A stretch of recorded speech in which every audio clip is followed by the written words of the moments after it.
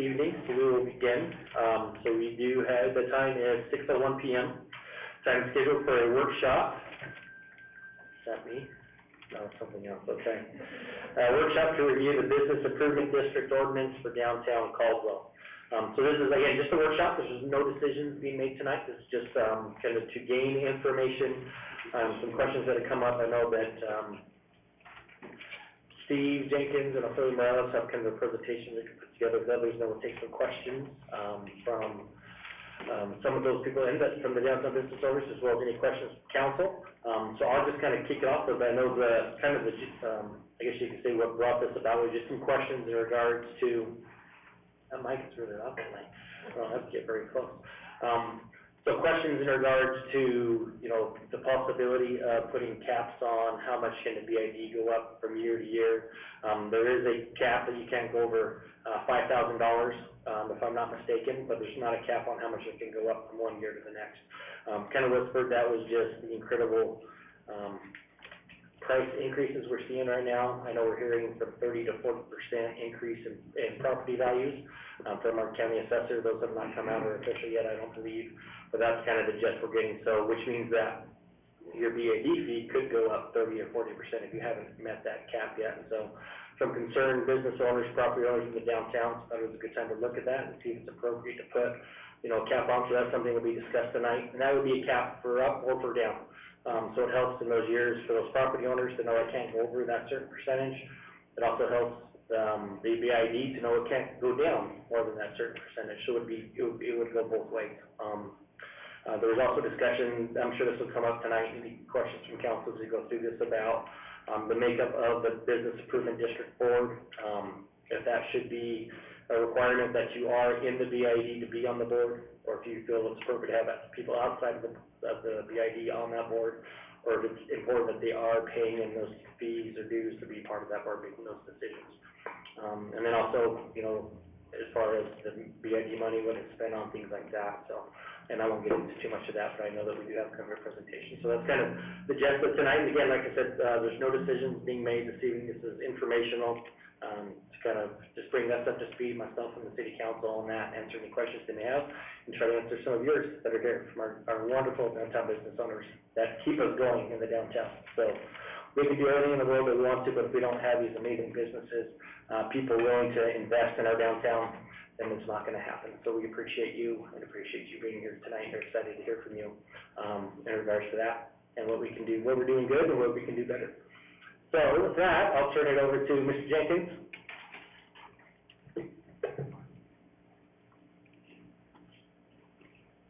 Well, good evening, City Council, Mayor, everyone here in attendance. Just wanted to share a few thoughts on the BID, Business Improvement District. My goal is to provide this in an informative manner so that folks will understand the history and the intent and the purpose behind the BID.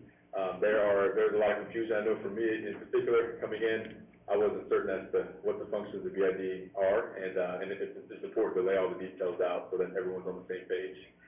So BIDs do a lot. The city is, quite frankly, unable to do handle all the functions of downtown activity and a lot of things that the BID does as far as what the region that they serve. So just wanted to lay out the details of what they do here tonight. The BID goals and activities, just generally speaking, I've had a chance to connect with some other BIDs in different states and different districts. But generally speaking, their primary goal is to bring about desirable improvements to a particular area that benefit the district as a whole. So as we look at this BID, there's a region that they serve, and essentially within that region, they want to see improvements that take form that enhance the quality of that region. Help the citizenry to be able to engage on a deeper level. So it's very important that BIDs are part of the districts that they serve. So, next slide for me. All right, so just briefly, an overview for Destination Caldwell. Stole this from their website, but essentially they are a great group. They're a grassroots team focused on growing the economic base and vitality of the city, downtown revitalization, attracting and retaining businesses, and working with city community partners to serve and attract an orchestrated business mix. They are great partners with the city. I know they've done a terrific job downtown, but just beyond in Caldwell. I have a great relationship with them as well, but they've been a terrific entity to work with downtown, and certainly it helps with, from an economic development standpoint, to interact with the business groups that are operating downtown. So it's been a tremendous asset to what we've been able to accomplish down there. Next slide, yeah, thanks. So general information, BID was established way back in 2016. So Destination Caldwell was actually established in 2013. So this BID is administered by, of course, Destination Caldwell, and the board is comprised partially of downtown property owners. The BID is a designated area, as I talked about, within which the property owners pay a fee in order to fund improvements within the district's boundaries. And we'll talk a little bit more about where those districts are and exactly how they correspond with the downtown core. And then, of course, this is geographically delineated within the BID. It's comprised of 2 tiers. So there's a tier 1 and there's a tier 2 district as well. Next slide there, thanks. All right, this is a long, lengthy one, but this is directly from the ordinance. You can see A through F there, but essentially the BID duties or the associated roles of for the BID really is to promote public events, which is within A, but are not limited to regular promotional sales as well. And then B, general promotion of retail trade, professional activities within the district, including but not limited to promotional advertising and marketing. So we got that down. C, operational costs to manage, develop, and promote the district, including the design, implementation of advertising and promotions, recruiting new businesses to the district, assisting the redevelopment of downtown businesses, and to participate in any other related activity necessary to or desirable for the promotion of business in the district. As we go down to D, physical improvement, this is kind of a function of some of the landscaping elements that are downtown and beyond within the districts that they serve. Trees, shrubs, plants, maintenance, those types of general landscaping activities. And then E, the perpetual funding of operations at Indian Creek Plaza, including but not limited to management and staffing, scheduling, marketing, beautification, and programming of year-round events at the plaza. And then F, any and all purposes for which such a district may be formed pursuant to Idaho code. I'll go to the next one, Dale. So how are fees assessed? And this was an interesting one to me because generally speaking, most folks don't understand the elements of the assessment. So property and business owners within the district receive a special assessment that is based on a formula tied to property value. So what's assessed? Commercial properties, residential properties that do not have a homeowner's exemption. And then what's not assessed? Owner-occupied homes with a property tax exemption or properties owned by a nonprofit or government entity. And then as I referenced before, tier 1 zone, 1/3 of 1% of assessed value. And then tier 2 is 1/4 of 1% of assessed value. Go to the next slide. Here are the tiers that were aforementioned, and I apologize that the slide is a little small, but hopefully you brought your reading glasses and a microscope as well. But the green tier is tier 1, and then outside the green is a darker layer, and that's tier 2. So you can all see that there, and downtown, obviously zigzags in between tier 1 and a little bit of tier 2, but beyond that, you can see that they serve a broader area just outside of downtown. So most people, many people may think that it's specific to Indian Creek Plaza or just downtown, but of course this BID serves a wider function. We'll go to the next one. All right, well, thank you. I want to make it brief and just real quick, but that's all I have unless there are any questions for me. One slide, I just have one quick question. So there's 2 properties I noticed that are outside of the square that are blue. Do we know, and if you don't know that, somebody else can address it too, but do you see those 2 I'm looking at? Can we see right here? Oh, right. Yeah. I'm just curious on that. I'm guessing Sabrina, if somebody knows the answer to that, if you know when they're up, they can address that, or maybe the map's just in error, but I don't know. 2 or 3. Yeah, I don't have the answer to that, I apologize. No, that's all right. Yeah, we'll look into that, absolutely. Okay, awesome. Yeah. Any questions from council for Mr. Jenkins? Okay, thank you so much. Thank you, Mayor.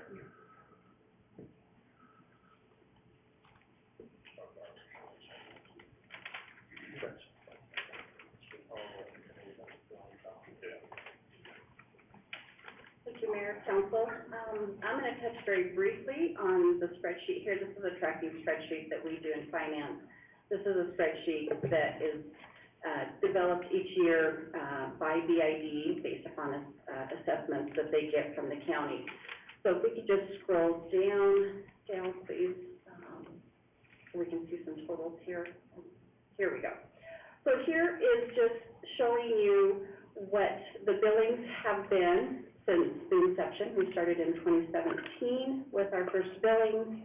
And then what this spreadsheet is going to show as we kind of scroll a little bit to my right is the year-over-year billing amounts. Again, as Steve mentioned, these amounts are based upon the fixed amount in the tiers 1 and tier 2, but it's based upon assessment value to the property owner within the BID district. And then I did an average to show what does it look like over the past 5 years, and we are a little under 10% in what the average billing amount has been. So the spreadsheet here will show the dollar amount increases as well as a percentage amount increases. Any questions on that before I turn it over? My time?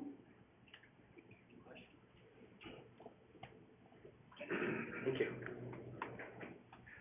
Mr. Mayor? Yes. I just, Steve and Sabrina, on our copies, it does show those two small parcels within the boundary, so I think it was just a line mistake or something. You can check the assessment. Yeah, okay. Thank you. Yeah, you bet. I didn't have coloring in the lines in kindergarten, so that's beyond me. We have a great college in town, you could go Yeah, and I know. brush up on those. Yeah, Councilman Doty, I thought all day today, I knew you were concerned, so, yeah. Thank you, Heather. Perfect, thanks. Yeah, we'll start with that. Perfect. Thanks. Okay, as you're all aware, I mean, we presented a couple weeks ago, so thank you for this opportunity to meet with all of you tonight and with our business owners and property owners here. My name is Reagan Rossi. I am the president of the Destination Caldwell board, also on the BID board. Give you a little bit of history about Destination Caldwell. Steve did a great job kind of touching on things. Obviously, we wanted to be the premier gathering place, right? And when we started this, and a long time ago, Kelly, that we wanted people to come to downtown. We wanted an economic development tool. We wanted a destination for our visitors, but more importantly, we wanted some community pride in a place that we could take pride in, that our constituents could come to, our businesses could be proud of, our community members could be proud of, and I think we really knocked it out of the park, especially when you talk about focusing on our local products, our local wines, our local ag venture, our farm to fresh, our farm to fork market goods. Couldn't be more excited about the enhancement that Destination Caldwell and the business improvement has brought to the city. Perfect, thanks. And as you know so we talked about the BID quickly there, and it was formed at the request of the overwhelming majority of the property owners in the tiers. I know this because we went door to door. John went door to door, I did, Kelly did, and we knocked, and we talked about what we can be and the vision. And the overwhelming majority voted in favor of this assessment. And we couldn't have been more ecstatic when it happened. We needed to have the support of City Council. Obviously, as you were, Councilman Static, you were on City Council at that point in time. And it was a big turning point for Caldwell. And so that was huge to us, that we're kind of in the trenches starting to get this done, to see that, yes, everybody was invested, and everybody had to be invested. Otherwise, it wouldn't have worked. And these places don't happen by accident, right? You have to be intentional. You have to really keep the momentum going. And as we learned, as we started, from the ground up, it's about relationships. And it's a relationship with the city, the relationship with the business owners and the property owners, and the relationship with Destination Caldwell. And how do we, working together, those three legs of that stool, get this project done?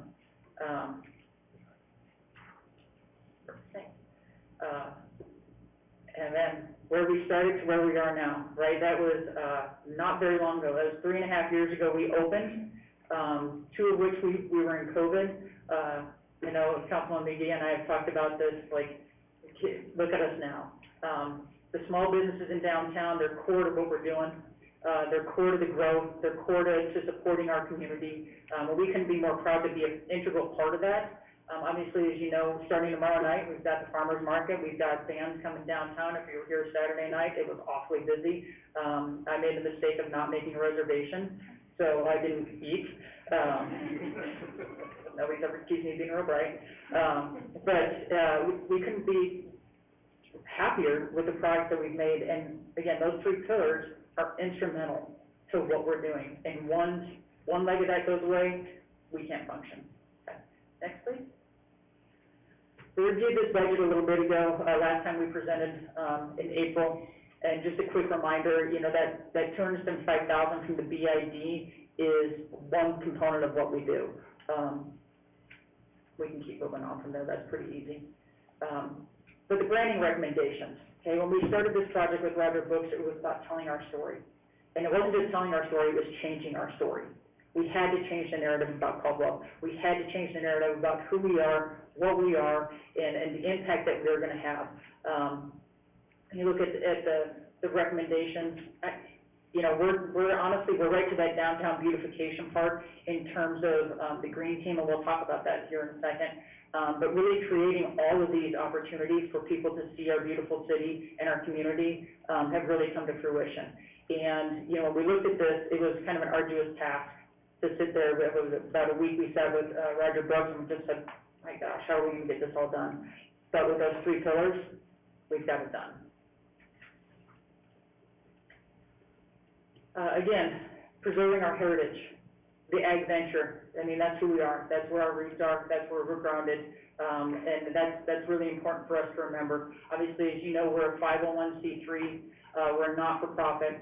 Our goal is to continue to provide these tourism opportunities. So we've got, obviously, the downtown, the ag venture, you know, the relentless support we've got and the relentless successes that we've been continued to be able to provide has been instrumental. Going here. That's just a quick look at the action plan that is on our website if you want to go find that. But we continue to try and revisit that plan every year in a board retreat and make sure we're on the right track and checking those next boxes. And then again, the goal is to put us on the map. I think any day of the week, you can almost look on your social media. You can catch us on the news. We get picked up by radio stations. I don't know about you, but every time I'm driving and I hear it's on the radio, I will smile and go, there we are. And so obviously to make this a vibrant gathering place, and to be talked about in the Pacific Northwest. And we're achieving those goals, to be the example, to be the model that others, you know, cities in the state of Idaho want to be like, much less the Pacific Northwest. Okay, we reviewed this in our April presentation as well. Yeah, I mean, you guys have seen this. You know, you know, our visits, social media-wise, our earnings, from where we started to where we are now. Our marketing, these are out, almost everywhere you go right now. And I'm proud to say that every time I pick one up, I go, oh, I didn't know that was happening. And I'm in the know. So to have these marketing materials out there and really help supporting who we are and what we're doing, and just reminding everybody that we're going to continue to tell this fantastic story. And we're going to continue to tell this fantastic narrative about what downtown Caldwell is, what the business owners and property owners have done, what the city has done, and what we're trying to help facilitate. And then just the quick highlights. Obviously, we talked about the views and who's looking at us. The top 5 cities that are looking at us: Nampa, Boise, Salt Lake, Seattle, and Meridian. Not just Destination Caldwell, but also Indian Creek Plaza. And that's amazing when you're the example and what everybody's striving to be. Lastly, just in our highlights and our communication, obviously we recognize that communication is key to any relationship and the success of it. So we've started texting, a weekly text. We've got obviously the newsletters that go out. We just talked about our website, and then, you know, I touched briefly on the news articles in the paper, on TV, and then obviously, you know, word of mouth. We had even the Best of Caldwell brochure, which was fantastic. You know, we've had people come to us wanting to cover us, which makes marketing a heck of a lot easier when you've got this fantastic of a product to sell. Thank you for your time. Any questions, or I'm going to pass it off to Sean, who's going to touch more on the BID. Any questions? Okay, very good. Thanks so much for your Appreciate thank you for all you do. So, okay. So I'm Sean Maven, I'm the Vice President of the Destination Caldwell Business Improvement District, which is a nonprofit, and I'll try not to be redundant. I'll also try to be entertaining, none of those things might get accomplished, but, the Destination Caldwell Business Improvement District is a nonprofit entity, that is run by the board, and as Steve said, the BID is a geographic district, where the businesses that are located in that district pay a fee. And Steve has already touched on these ordinances, that kind of guide the BID board. The BID board, is kind of sets the strategy and the goals, and then the employees implement that. And the BID board is responsible for managing, BID funds. The city collects them, from property owners and then reimburses, the Business Improvement District nonprofits. And so there's essentially two types of things and all that stuff. There's intangible promotion, marketing, and things like that, and more physical type things like beautification, maybe improvements. To date, we've done mostly operations and spent, our BID funds on management and staffing. Fiscal year 2023, we're starting to think about adjusting those and look at those and see what we're kind of going to do with that. You can go to the next slide. And so once again, there's the three pillars there: the business owners, the government, and the nonprofit. And without all those together, then things would change. It'd be hard to fund things, and it'd be harder to do what we're tasked to do by ordinance.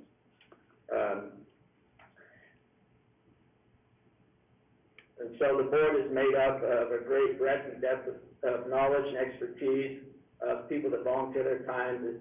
Most of these people don't get a direct benefit out of this. There's property owners, attorneys, accountants, engineers, entrepreneurs, downtown business owners, downtown property owners, College of Idaho, West Valley, all people that have stakes in the community, all that want to see the community thrive, be vibrant, and just continue to thrive. The BID board obviously can't control everything. We don't have our hands on big economic levers like inflation or interest or anything like that, but what we can do is we can discuss the little economic levers in town, essentially the things that we're talking about today, assessment, how they've increased, what we could do, and things of that nature. And so as a board, we've talked about those types of things and what we can do and what little levers we can pull to continue to make Caldwell a business-friendly place. And we've considered and looked at everything other than raising the assessment. I don't think we've ever discussed that whatsoever. But every time we look at that, we want to make sure that we can fulfill our ordinances, or that what we're tasked with by ordinance, and not shoot ourselves in the foot, or shoot ourselves our success in the foot, or potentially thumb our nose at all the people that voted to have this thing put together as a community and build what we've built. And so, essentially, the BID kind of has these different revenue categories, and you can see that the BID assessments makes up a large portion of that, and the most steady portion of that. But as the board, we make sure that we're not going to be spending to spend or saving to save. We actually sit down and use our expertise and try to make sure that we're doing what's best for the community, volunteering our time, but at the same time, we're using our expertise to make sure that that's accomplished. And so we're always going to make sure we have some money saved to make sure that it's there when we need it. Because like I said, we don't have our hands on the big economic levers. We don't know when something's going to happen that's going to create issues for us or for the community. But as I mentioned, we've kind of been working on some of our budgets towards stuff that's not just salary and management. Essentially, we've been doing a wayfinding signage plan, knowing that we can have an impact in that way where we might not be able to have an impact on something more valuable or more costly, such as parking or something along those lines, but we can help to utilize what we do have and guide people around more efficiently.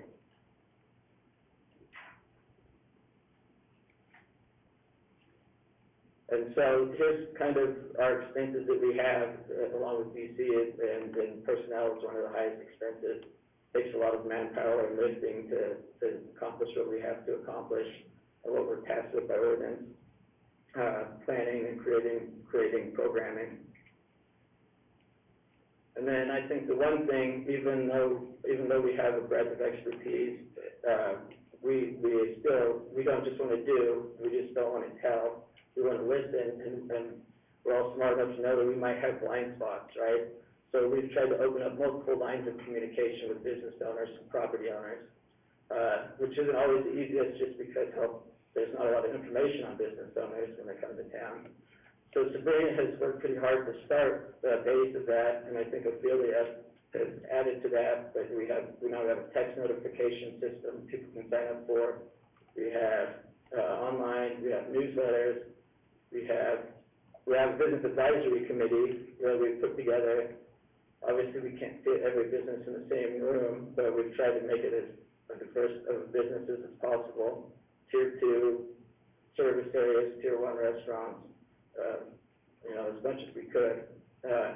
And we know that that's vital to our efforts is communicating. And then as part of that, we plan on doing a workshop in June, sometime in mid-June for the BID.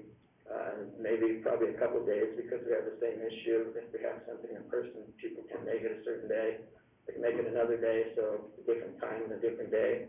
And also, the board is always open for discussion. If you see us walking down the road, or I walk around downtown all the time, if you see me walking by, don't be afraid to tell me, hey, there's an issue here, or good job, or whatever the case may be. And we just want to make sure that there's a great breadth of knowledge, and we're open to communicate and make sure that we're doing what's best to create a vibrant community.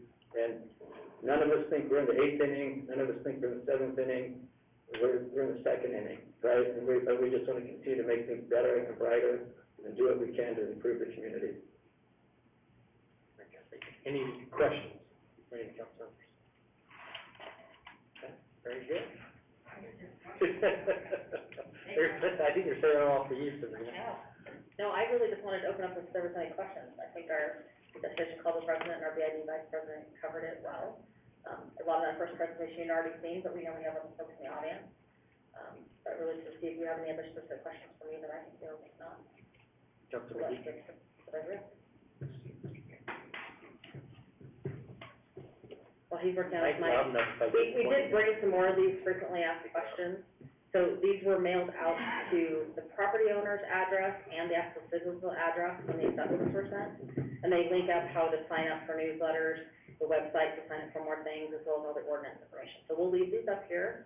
I know you guys have seen them, but in case you have other questions. Okay, I think we got this figured out now, Mayor. I bought you some time. Thank you, Sabrina. And I'm probably looking at Kelly a little bit on this too. I remember the initial discussions that we had about revenue sources and how we were gonna make that work. The number that stuck out to me was that 51% of the revenue still comes from the plaza and from programming, which to me sounds like a large amount. Kelly, I was trying to remember if that was one of the goals towards the beginning, but that seems like a lot. Can you speak to that? Sure. So I can't speak a lot to the original history, so that's just like you guys. But I have gone back and looked at all the Indian Creek project performance as well as Destination Caldwell performance and business plans, and that number's way higher than what it ever was. Now, part of that is costs are higher, so we're raising more money, but we want that part to be self-sufficient. You guys know in terms of government and nonprofit, the parts that aren't going to be self-sufficient are things like overall downtown work, tourism, improvements. When you spend those money, there's not revenue associated with them. There's not revenue associated with a lot of the events and just the idea of keeping the plaza open.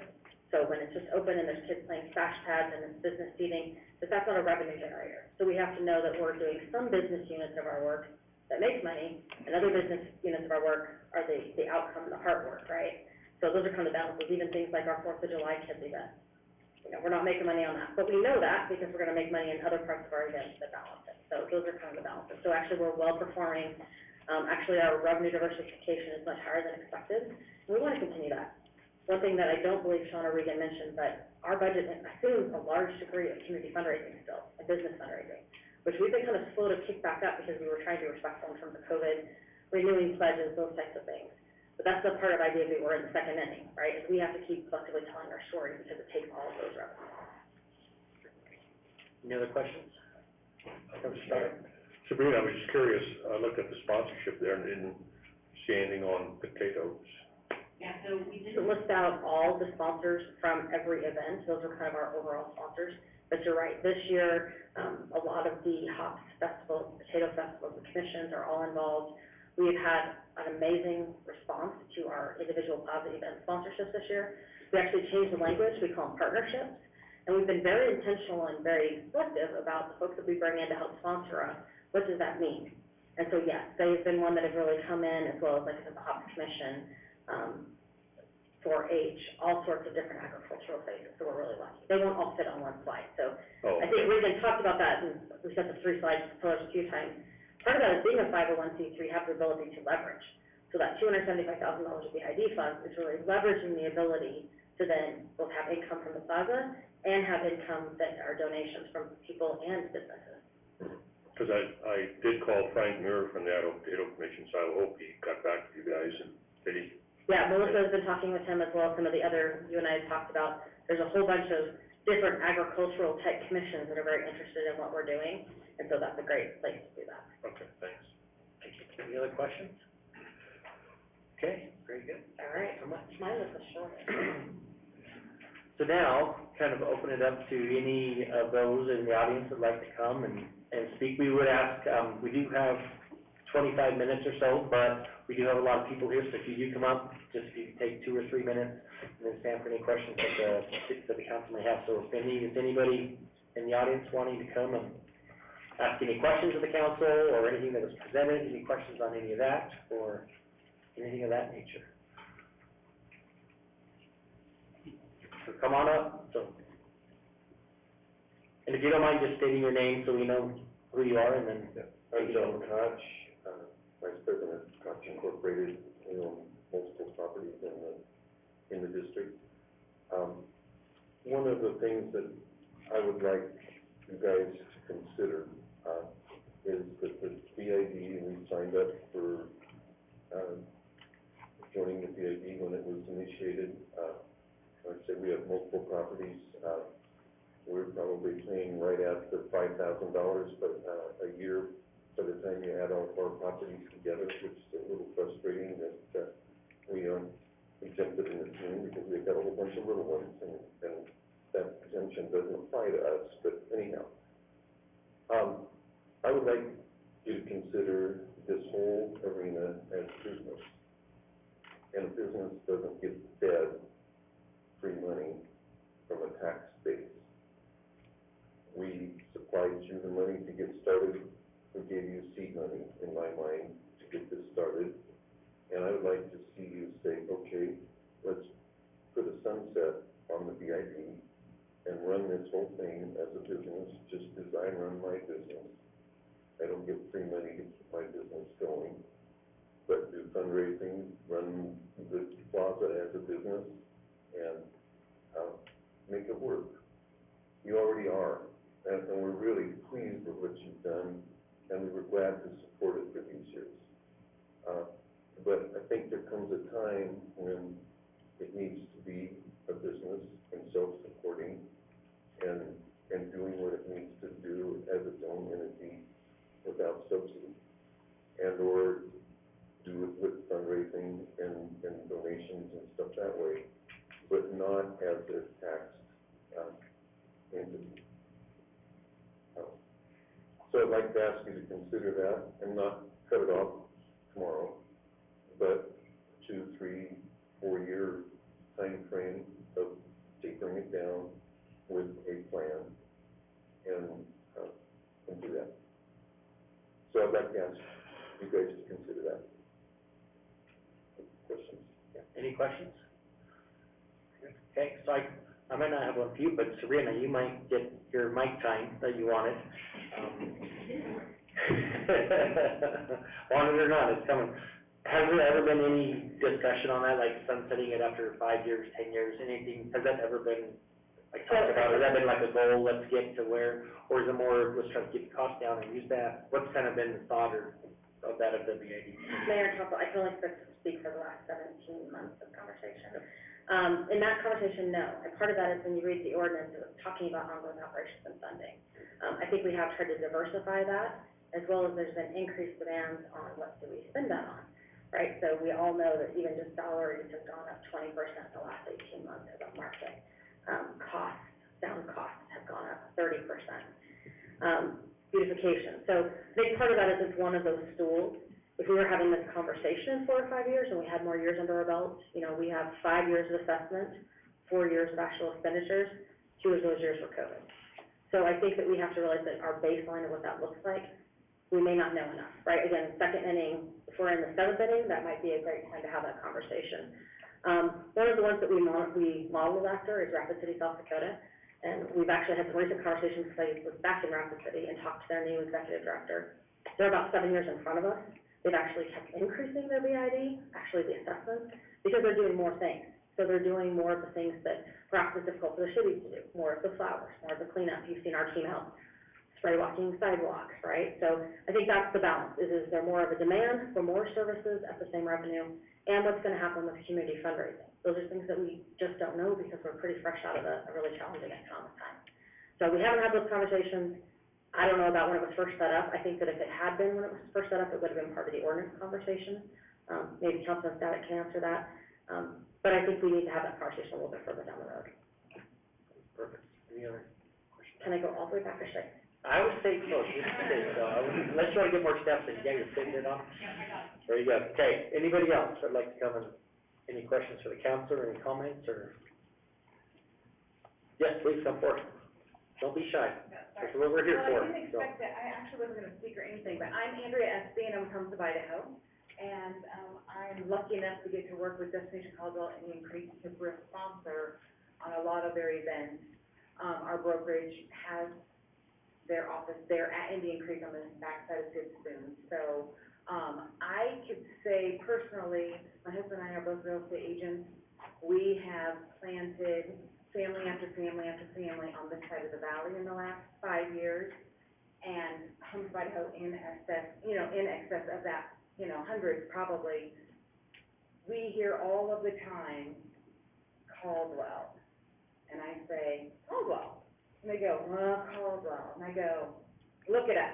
I don't want to hear anything that you've ever heard about Caldwell from other people that don't live here.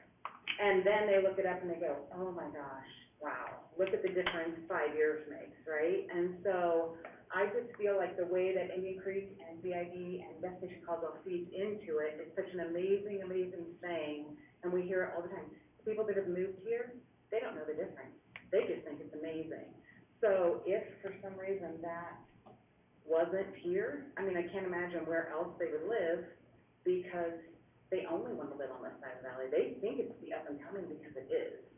And so I appreciate I live in Caldwell, of course, but I appreciate what all of the business owners have done, and, I feel very, very lucky to be at the beginning, in whatever inning we're in. 2? Did you say 2? Okay, we're in 2. But yeah, I mean, okay, perfect. But yeah, I mean, it literally is just feedback constantly from people that are looking all over the valley and that they want to plant here. And I just want you guys to know that it's overall this whole, wow, this is the place to be on this side of the valley. And 20 years ago when I moved here, I had no idea that this is where I'd be, and I'd be appreciative of everything you guys have done. So, thank you. Yeah, any questions for sure on that? No, looks like you're good. So. Okay, I know I saw another hand over here. She's come, yes, please come forward. If you don't mind just telling us your name, and if you are a downtown business owner, please let us know which one. My name is Chris Garman, and I'm the owner of Oak Brothers Marketplace, which used to be Madden Plaza, right on 718 Main Street. So we're considered the Tier 1, I think, right off of Indian Creek Plaza.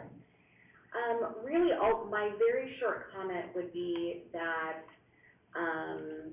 what is driving the businesses there for me to want to even buy an old building and rehab it, for the small businesses that are coming in and investing and starting a business in my building, the grassroots community effort to support all of this is key to them. So when I tell them the citizens literally brought, this is how I explain it in very generic terms. The citizens brought to the city, please tax us and make this something that we want to come to. That's how I kind of present it. And they understand that, like, the community wanted to have improvements. They wanted to drive traffic. They wanted to have these things. Now, did we all think we were going to be in the property value that we are right now? No. But I think all of that has benefited everyone. We get tons of people that come into the building from all over the area. They are drawn to Caldwell's families to dealing, that it's family friendly, and they just love it. And we are so unique. Everyone that I've ever talked to that has traveled all over the place comments about how unique, large of a plaza. Again, all the community events that are happening, I just cannot speak enough. So I have three properties that are in the BID. So I would also let, I do hear other people's concerns. Two of them are rentals, one of them is a commercial building, which obviously we get benefit from being in Tier 1 and we're right on the plaza. But yes, I am here just to share that as a taxpayer, I'm in full support. I think I even volunteered my rentals to be in it just because I wanted to invest more money. The people want to have a beautiful, clean, safe place to go, and I am very happy to continue to support that. And I think the team is doing very well. Thank you. Yeah, thank you. Hold on a second. Any questions? So if I can fire a question at you, and just to get your take as a business owner, property owner down there. So with the BID fees, so that you said you kind of, sounds like you don't mind paying them because you see the benefit on that. Do you think a cap is a good thing, or do you think, no, just let it go how it is, it's working great? So when I say cap, I mean like a percentage cap, like it can't go up more than a certain percentage.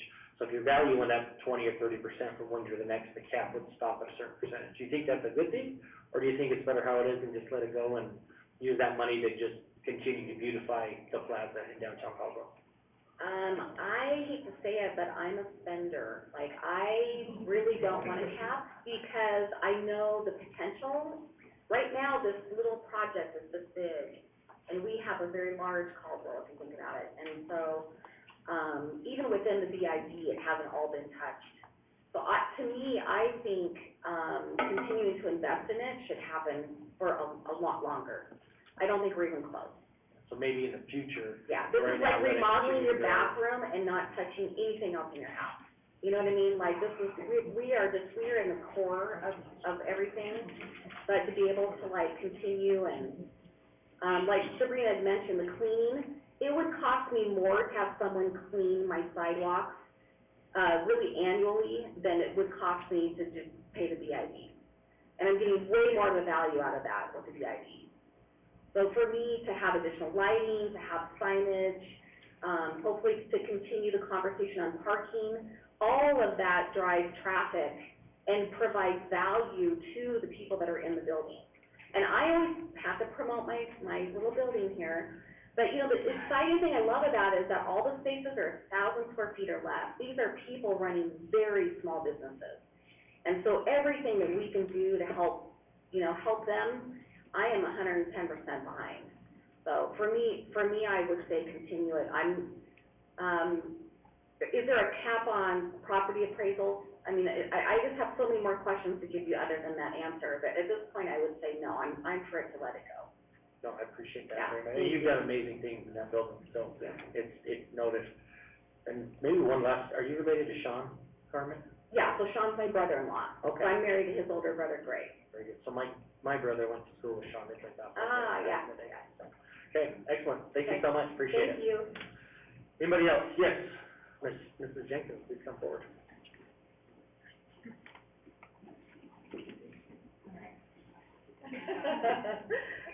Mayor and, council members, thank you. It's great to be here with you all tonight and to revisit the history of the Business Improvement District. There are several of us that can roll the calendar back and remember what it was like in, December of 2015 when City Council said did I even introduce myself? So I'm Kelly Jenkins, property owner, downtown Caldwell. I've been involved with Destination Caldwell, for several years. But anyway, I remember that December of 2015 when City Council, formally designated the old King's Ground, as the site for the plaza. But there was one huge contingency, and that contingency was that a business improvement district be established to provide perpetual funding to ensure that there would be,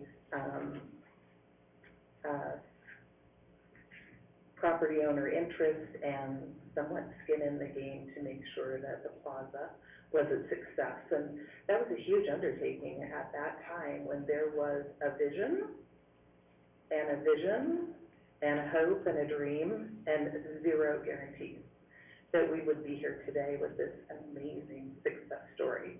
I thank all of you, whether you were in your positions or not, you were slated to be here today, and you know Caldwell and what we've done together in this three-legged stool that the City of Caldwell, Destination Caldwell, and our property owners is something very, very unique that we all should be very, very proud of.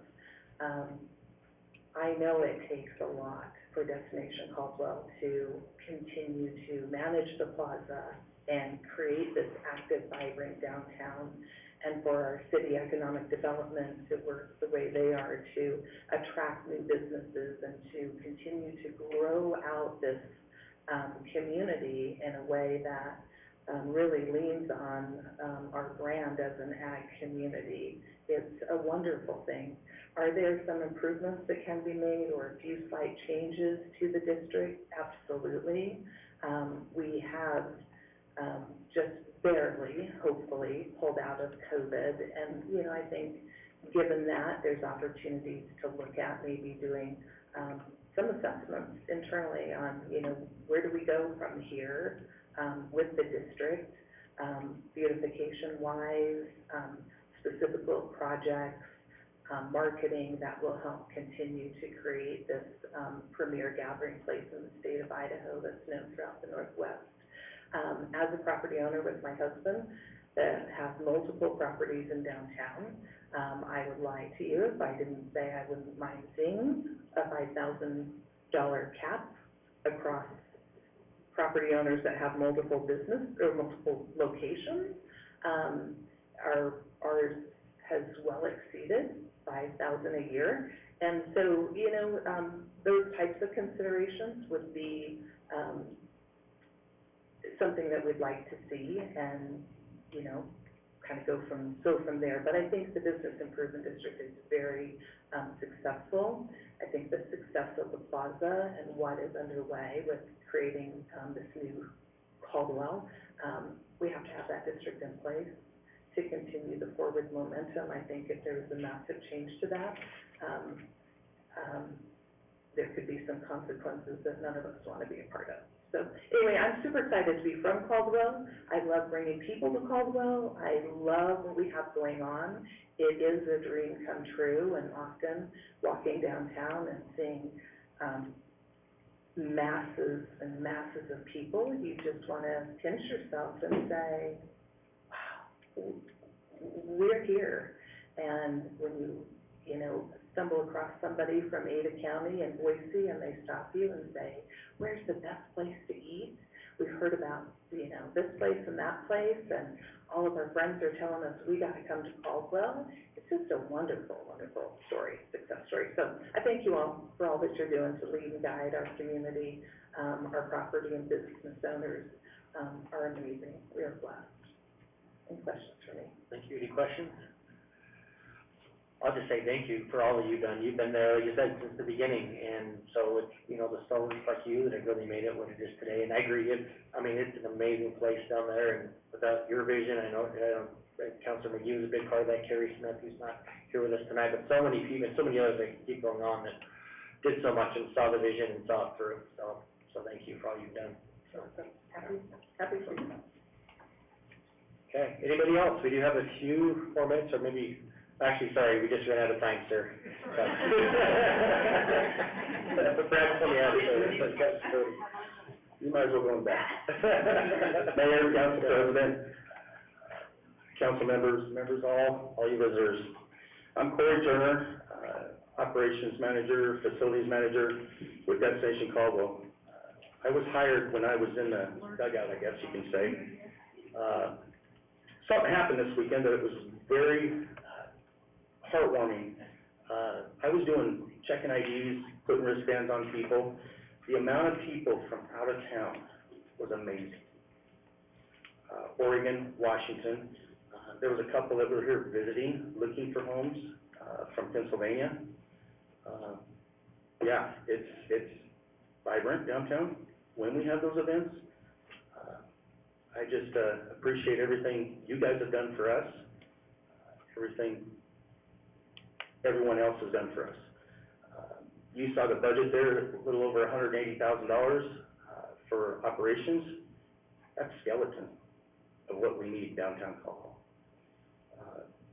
It's spendy. I don't remember the exact amount on fuel I spent last month, but it wasn't cheap to operate that pressure washer. Yeah, we need extra funding, we're in the second inning, like they said. We need to go a little bit further. So, appreciate you guys' time. Any questions? So before, if there's any questions, I want to say we appreciate you. I know I appreciate you so much. Corey's also been down there, since the beginning and just has been just a stalwart and done so much for the plaza and put up with me and all my questions that I have. Yours are easy. But he is there. I mean, it's like, do you ever go home? Sometimes I wonder at certain times of the year, because whenever you're down there's Corey doing his thing. So I know I, for one, so My heart's in it. So, and that's what we love, and that's what we need. So grateful for that. Any questions? I have a question. Yes, Councilor. Hi, Corey. Hi. And maybe the rest of them can answer this question too. How many do you, folks think that own business downtown that think we need closer parking facilities for the plaza? Anybody? A couple of them do. Have you had any complaints at all from customers that they have to go too far to walk to? You're asking me? Yeah, I'm asking you. Yes, that's true. Yeah. Yes, Okay. yes, So if we had something a little bit closer, that would benefit everybody? definitely. Okay. And of the business owners downtown, if you just raise your hand, how many people would like to see a cap on the BID amount that you're charged? I'm just curious. Put them high so I can see them. Okay. I'm just curious about that, so, thank you. Thank you. Any other questions? Okay, awesome. Thank you so much. Okay, real quick, so we'll if you could keep it to 1 or 2 minutes. Hi, Andy, it's Rick. I own the Build Olive, or new property owner downtown, excited to get open. Just real quick on those caps, the only thing I can say is from a business owner standpoint, we're seeing costs on everything go way up. Freight costs me 20-30% more just to get my stuff to our store. So, year to year, having those caps would help us budget, and, because property values are going crazy right now, as we all know. So, not being able to control those increase in property values, property taxes, and fees, it's kind of an unlimited cost from a business standpoint that we can't control. We love seeing our properties go up in value, makes us feel better, but, we buy a building to put a business in there, you're not looking necessarily at selling it really quick, or, it's a place where you're gonna have your business hopefully for a long time. So those costs that keep rising, we either have to absorb them or pass them on to our customers. So that would be only my suggestion, having the caps would help us control some of those costs that we can't control as a business owner. So that would be my only consideration for putting a cap on the increase year over year, as the property values are, going crazy. But it also works, like you said, the other way. The market turns, if it starts going down, same thing, we're gonna be coming back saying, hey, we're paying up here, our values are down here, we need to adjust that, right? So it works both ways, but that would be my only consideration to putting a cap on the increase year over year. Thank you. Questions? Okay, good. Very good. Okay, well, that kind of wraps us up. We're gonna take a 2-minute break in between, and we'll be back at 7 o'clock for our regular city council. And thank you, everybody, for coming down. We do appreciate it. We appreciate everything that everybody does for downtown. I can just Recording keep stopped. naming names all night long as people start to stand up with Scott there and everybody. So thank you, and continue encouraging, promoting our downtown businesses in the plaza. Thank you so much. We'll be back at 7 o'clock.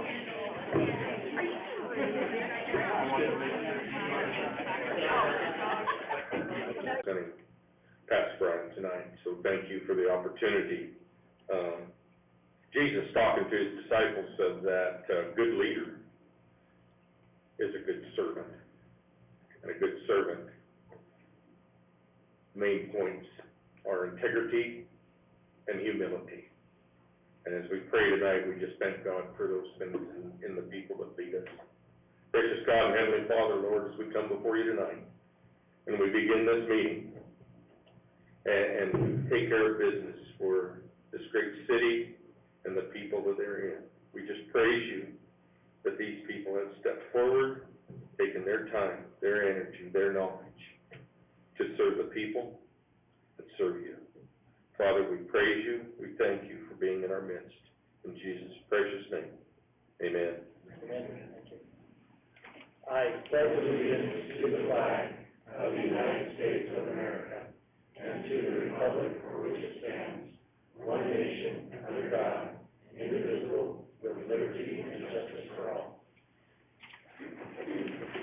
Thank you so very much for coming tonight. I just have to share a quick story that I have about the Oregon Trail Church out up there. This has been well over 20 years ago. I hate to admit that, but they always have great little sayings on their sign out front.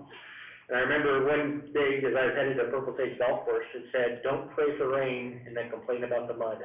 And I thought that was great wisdom. I've remembered it ever since, and I think it's very appropriate right now, as we've all been praying for rain, and we're receiving it. And don't complain when you're out there on the golf course, where you may be getting wet because you asked for it. So, anyway, Madam Clerk, could you please call the roll? Yes. Alden. Here. Williams. Here. McGee. Here. Register. Here. Dottie. Here. Doty. Here. Very good. So we have a full quorum tonight. Are there any conflict of interest declarations from any council members for any items on the agenda tonight?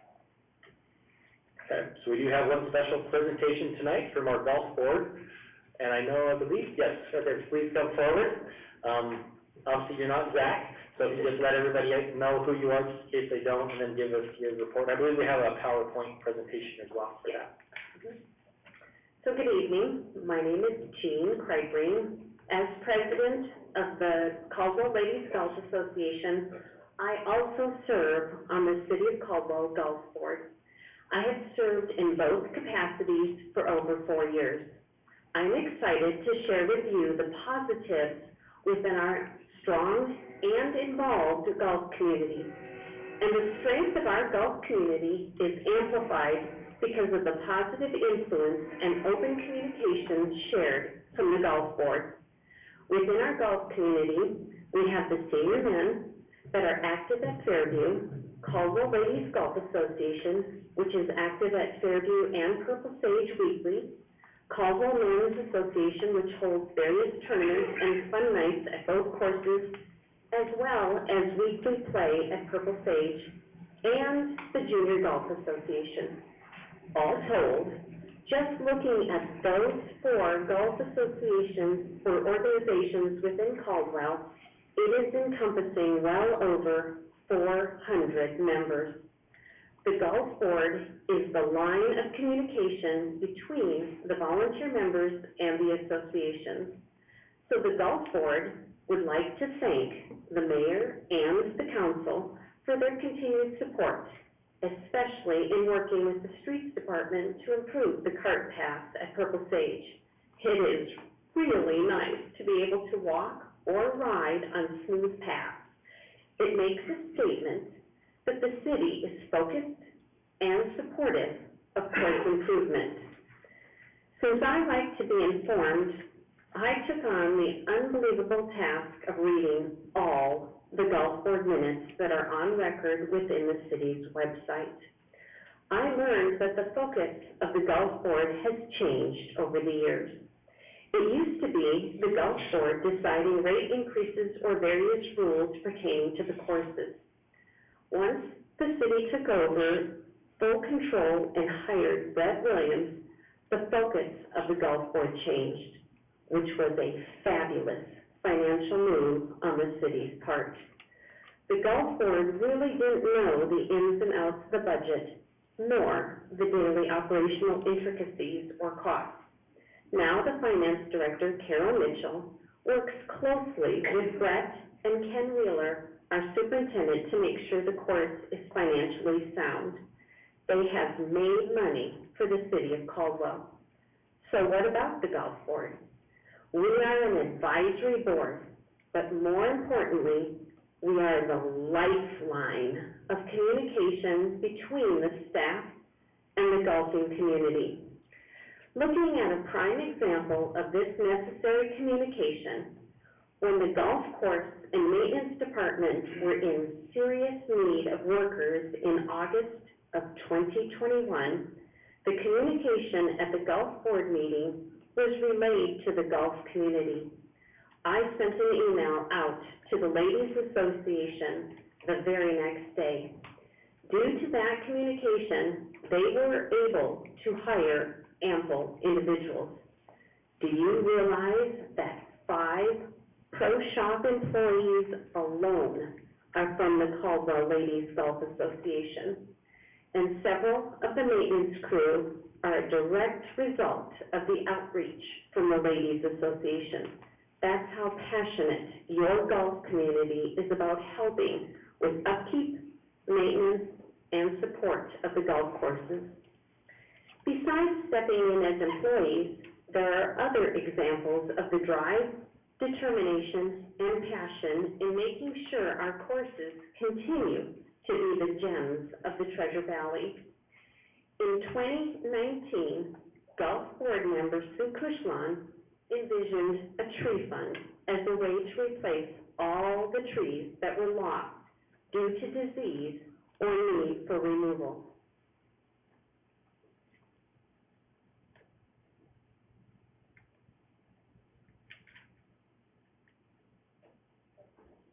To date, we have 16 trees planted as a memorial and 1 pending.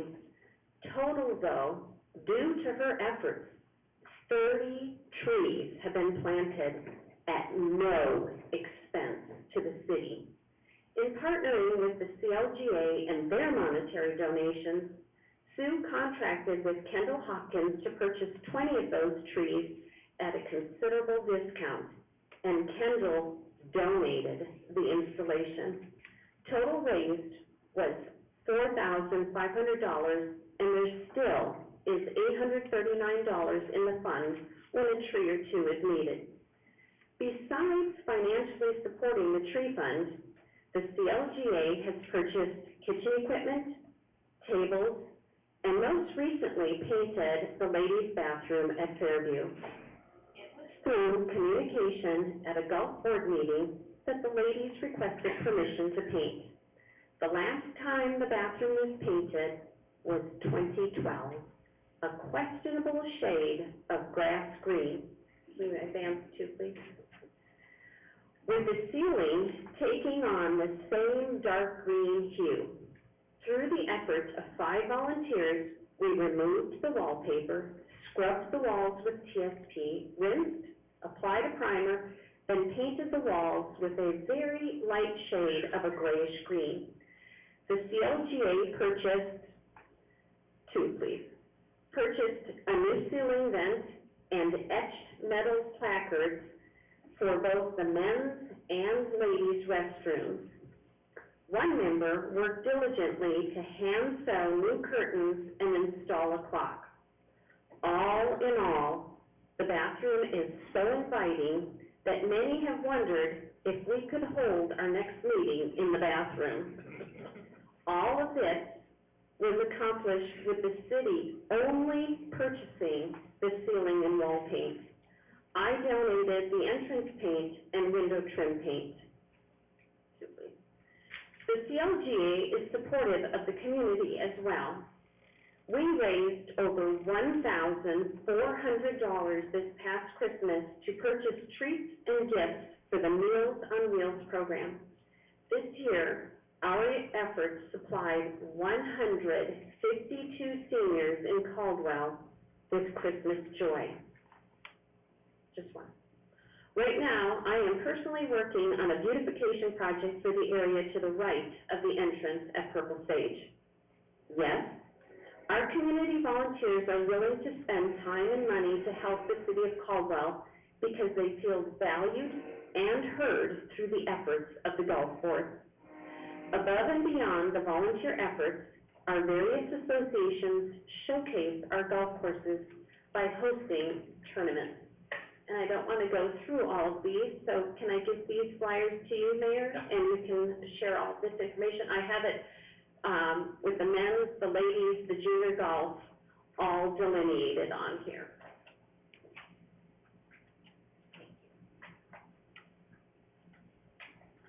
I can honestly say that I've heard repeatedly that Purple Sage is a favorite course among many golfers in the valley and is always in amazing shape. In addition, I can wholeheartedly express that because of the involvement in the golf board and asking questions to be informed, correct information is disseminated to the golf community. Misinformation or incorrect information is counterproductive. So the ability to share valued information with the golf board members in a timely manner during the golf season is of utmost importance and paramount to the success of our courses. So thank you so very much for your time. Do you have any questions for me?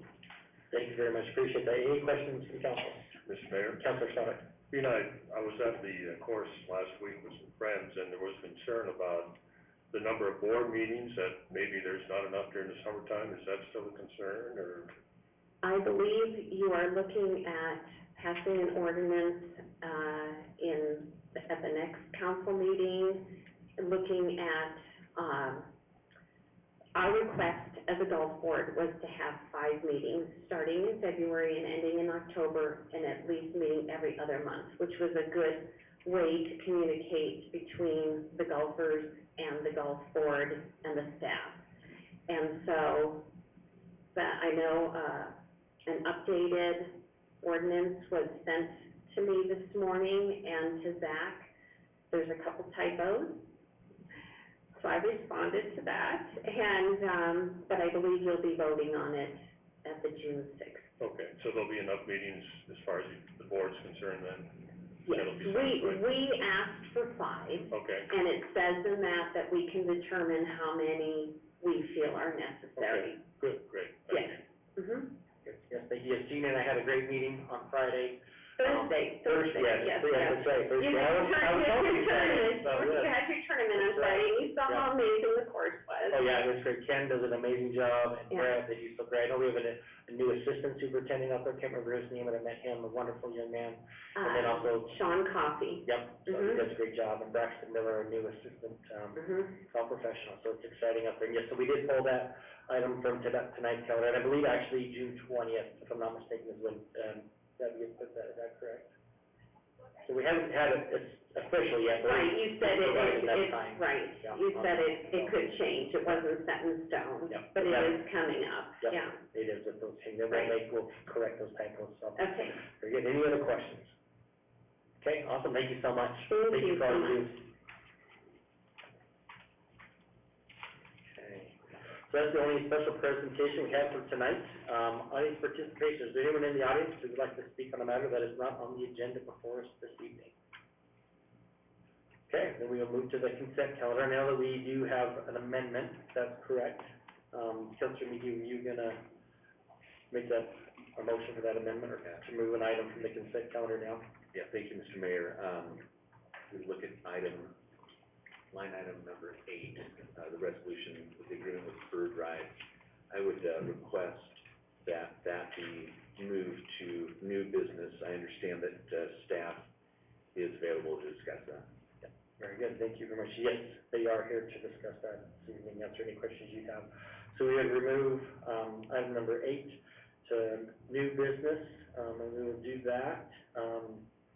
As actually, let's do that as item number 1, should take the place of the one that we got rid of, the golf board, that way Ophelia doesn't have to stick around all night. Sound good? You can bring me donuts in the morning.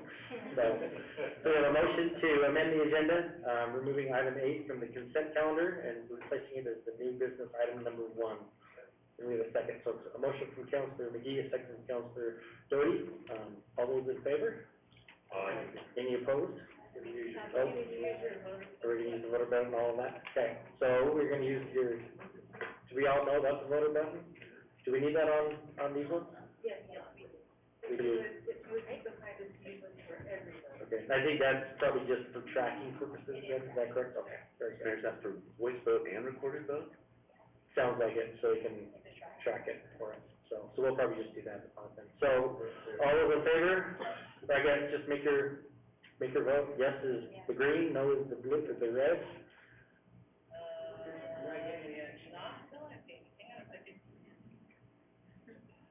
New technology. And we got our IT guy here, so we can blame him directly instead of just saying bad stuff. He's not here, so.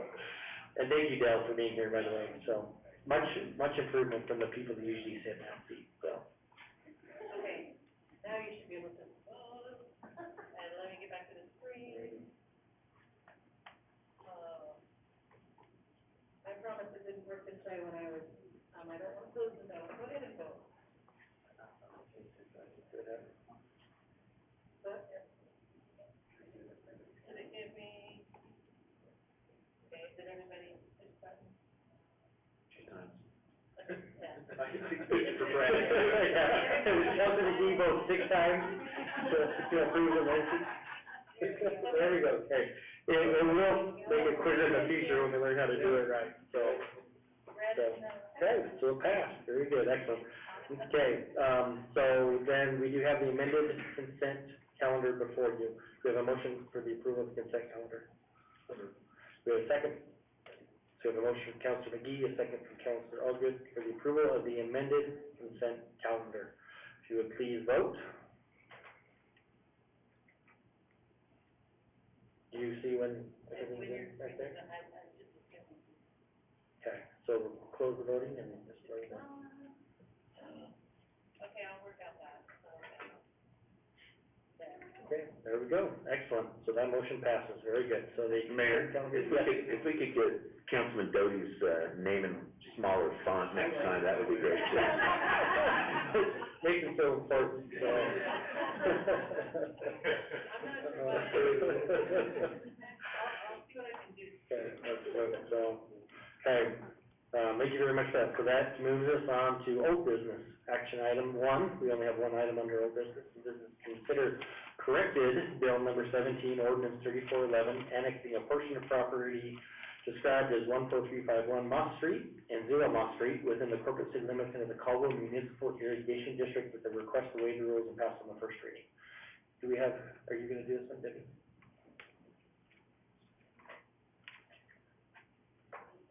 Or is Doug can explain to us? I can. Yeah, maybe just an explanation. I'm guessing there was some error that we need to correct, so.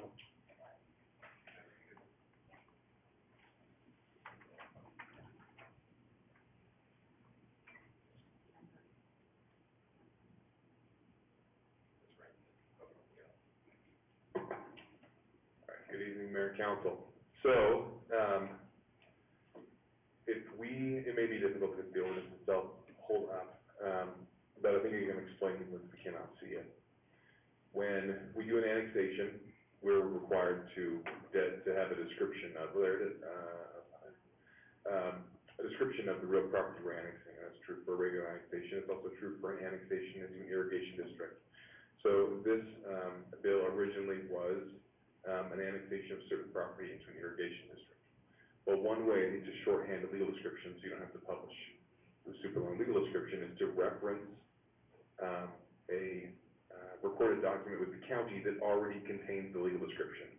So you'd say, see instrument number 2022, whatever number for the year 2022, that instrument contains the legal description. And then you don't have to publish the legal description in your ordinance because you have a reference, and if anyone goes to that recorded instrument number, they've got the legal description, you're good to go. In this, and then one more thing, the county, for practical reasons, maintains parcel numbers. which have no real legal significance, except that the county on their map, every parcel has a number. If you're trying to find a parcel, they can find it by number. In this instance, staff included a reference to instrument numbers, but then included the parcel number, which there is no instrument number that is the same as a parcel number. I know that sounds like I'm going in circles. I promise I'm not. So this corrected ordinance, changes what was two references to non-existent instruments to two references to existing instruments, and resolves the issue of, what was essentially saying, somebody saying, see Exhibit E where no Exhibit E existed. Now it says see Exhibit A, and Exhibit A is right there where you need it. So, pretty simple in terms of what's actually being accomplished, and I apologize for all the rambling. That is okay. Any questions from any of the council members? Okay, very good. Thank you so much. Thanks, Council. Okay, and it looks like we need to do this just like the regular one, where we need to waive the rules first and then move forward with it. Okay, do we have our cheat sheets again for those motions? Oh, man, they're so efficient. Very good. So first of all, we will need a motion to waive the three reading process. I can do that for you. Okay. I move to waive the three reading process and consider bill number 17, ordinance number 3411 on its first reading by title only. I can do a second. Second. So the motion from Councilor Doty and a second from Council President Allgood, correct? Correct. Very good. To waive the three reading process and consider this on its first reading by title only. Go ahead and use your buttons and make your vote. And we will stop or close the voting and reveal the vote, correct?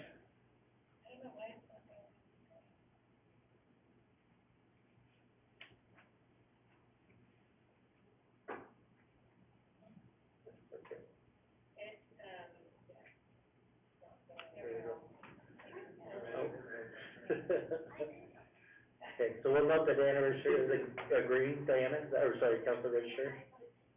You know, you might have timed you up on that one. So, that's right. So motion passes. So now we do need a sponsor of bill number, okay, perfect. Mayor? Yes.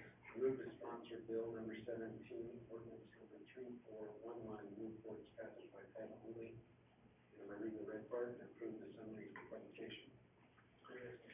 There's a summary. Cancel that part. Move for its passage by title only. Very good. Do I have a second? Second. So the motion from Councilor Doty and a second from Councilor Stanek to approve bill number 17, ordinance 3411, on its first reading by title only. If you could please vote. And voting is closed. Very good. There we go. We're getting this down. So, excellent. It has the first two reversed, for some reason anyway, I'll figure it out. We'll get it, okay, it's coming, so, excellent. Okay, then that moves us on to new business, and this is the new number one, that was moved down from number 8 on the consent calendar, and this is regarding to a resolution authorizing the execution of agreement with Bird Rides, Inc. for the provision of electric scooters within downtown Caldwell. Mrs. Morales is gonna make a presentation, and is there somebody on Zoom as well that may have comments, or? Good evening, Mayor. Yes, we do have, Bird's Right on the line as well. He's joining us via Zoom. Are you able to unmute him? I know we're having some technical difficulties here with unmuting him, but I'll go ahead and get started. So Bird's Right Inc. is located in Santa Monica, California. They reached out to me about a few months back, I think 3 to 4 months back. The host would like you to unmute your microphone. You could press *6 to unmute. They do operate in 350 cities worldwide. Currently, they operate in Boise and Idaho Falls. I did speak with the city of Boise, Mayor's Transportation Advisor. Yeah, can everybody hear me? We can hear you, Mike. So that did work? Can you hear us, Mike? Mike, can you hear us? Can you hear me now? Mike? The host would like you to unmute your microphone. You can press *6 to unmute. Mike? Mike, can you hear us? You are unmuted. Mike, can you hear us? Mike, can you hear us? Oh, there we go. Now I can hear you. There we go, now I can hear you. Awesome, thank you. Thank you. Mike, I'm just providing an overview of Bird Drive and our communication in the last 3 to 4 months to the council and the mayor. So hold on one So second. hold on one second. We gotta, Echo. is it up there or is it on? Or is it on?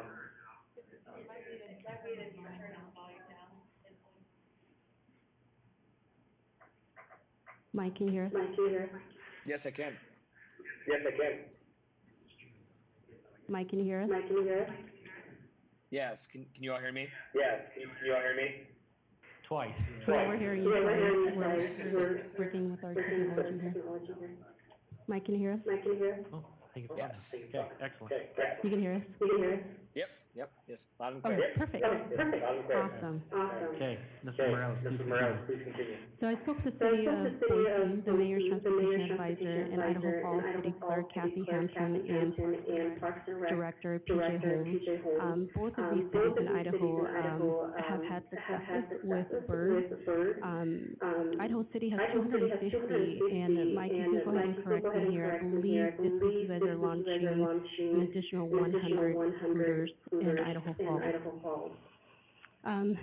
Mike had called at a perfect time. Right now, we are having parking issues, it appears. And so we're trying to get creative in terms of getting people from point A to point B, so this came at a perfect timing. We see that Boise has had some successes, and when Mike first represented the idea of a pilot program, and that pilot program being very flexible, as well as the MOU. One of the reasons why this intrigued me was if we decide to do a pilot program with Birds Right at any time, you can go ahead and terminate this MOU, which was really appealing to me. Also, the other cities mentioned that they had nothing but successes with Birds Right. They did share some comments in regards to, you're always going to get hiccups in terms of the e-scooters. In Boise, they had, at one point, they had a gentleman who grabbed a scooter from the floor of the parking garage and dropped it. Those things will happen. Idaho Falls had something where they threw a scooter in the river. So little things like that do happen within a program. That's not going to have any hiccups. However, they did share that Bird is very responsive in terms of they get their folks out here to address those issues, put the scooters back where they need to be.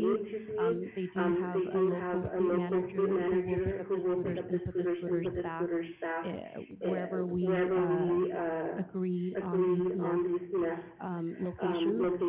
The mayor and I did take a walk around downtown Caldwell to determine the best spot for these e-scooters. And Mike can talk a little bit more about geofencing. Geofencing means that there's areas where the scooters, for example, the plaza would not be able to operate. So as soon as you get to the plaza, they can do a geofence where the scooters will automatically stop. We did talk to a few of the downtown businesses. They were all in agreement with Bird. Again, because of the flexibility of if there's any issues, we can terminate the pilot program. And I'm going to go ahead and turn this over to Mike to kind of give us a history of Bird, a few minutes of history of Bird, and then maybe Mike, if you can share why you're interested in Caldwell.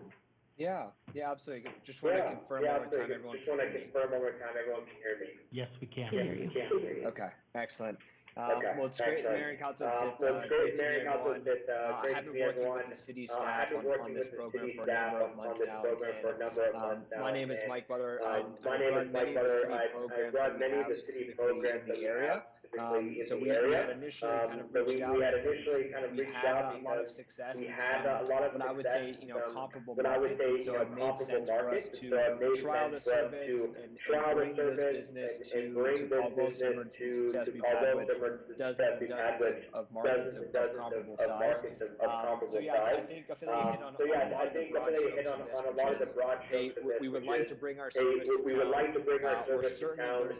We're certain that there's a market for it, given our success in some other places. And if we're incorrect in that, there's really no cost to the city for this. And this is a pilot program, this is a trial period where, we like to come in and operate our service, and if things go wrong, we don't anticipate that. Like before mentioned, there is an ability to terminate this. Fortunately, we launched about 186 new cities last year, and that was the case for zero of them had terminated that contract after a couple months. And so, that's a really good sign, because that typically adds a bit of confidence to a lot of city staff members that maybe for whatever reason why are hesitant for something like this, but all in all, we're very bullish on this market, and we would love to get going really as soon as possible. Excellent, thank you so much. Any additional comments or questions? No additional comments. Okay, very good. Councilor McGee. Thanks, Mr. Mayor, and either for Ophelia or Mike, whoever wants to answer it. I just have a couple questions. So how long is the pilot program? What is the period of time? It's a year-long program, but again, it has that flexibility of, if we're 3 months into that program, it's not working out for the city, we can terminate that. Okay, and then, I've seen these in other cities. I was in Seattle recently, and I'm intrigued by the nest idea, because what I saw in some locations in Seattle, not all, but they were just left on the sidewalk and abandoned, right? And so maybe Mike, you can tell us a little bit about the nest idea and how your company addresses that issue. Yeah, so actually the same rule applies as what you saw in Seattle. This is not gonna limit people from not being able to get to where they wanna go. It's actually the whole point of this program is to help your residents, help your visitors get to the front door of the place that they're going, right? As opposed to, if you were to take an Uber or a taxi ride somewhere, it would take you to 3/4 of the way where you were trying to go, then you would be a bit annoyed. This particular business where I'm trying to get home, and so we follow that same rule, but the difference between, I would say, just in jumping to a city like Seattle and in a market like Caldwell, one, that's the sheer volume of the units and devices that are on the road. Seattle, being a huge city, has literally thousands and thousands of vehicles on the road. We're talking about, 50 to 100, maybe 150 units here. So it's a really big volume difference. And typically, the fact that you'd be working with one vendor, with one point of contact, typically makes these operations much cleaner, similar to what we've seen in a city like Idaho Falls, where we have one vendor, which is us, and due to that fact, and we have a local person there, it just tends to be a much cleaner of a program.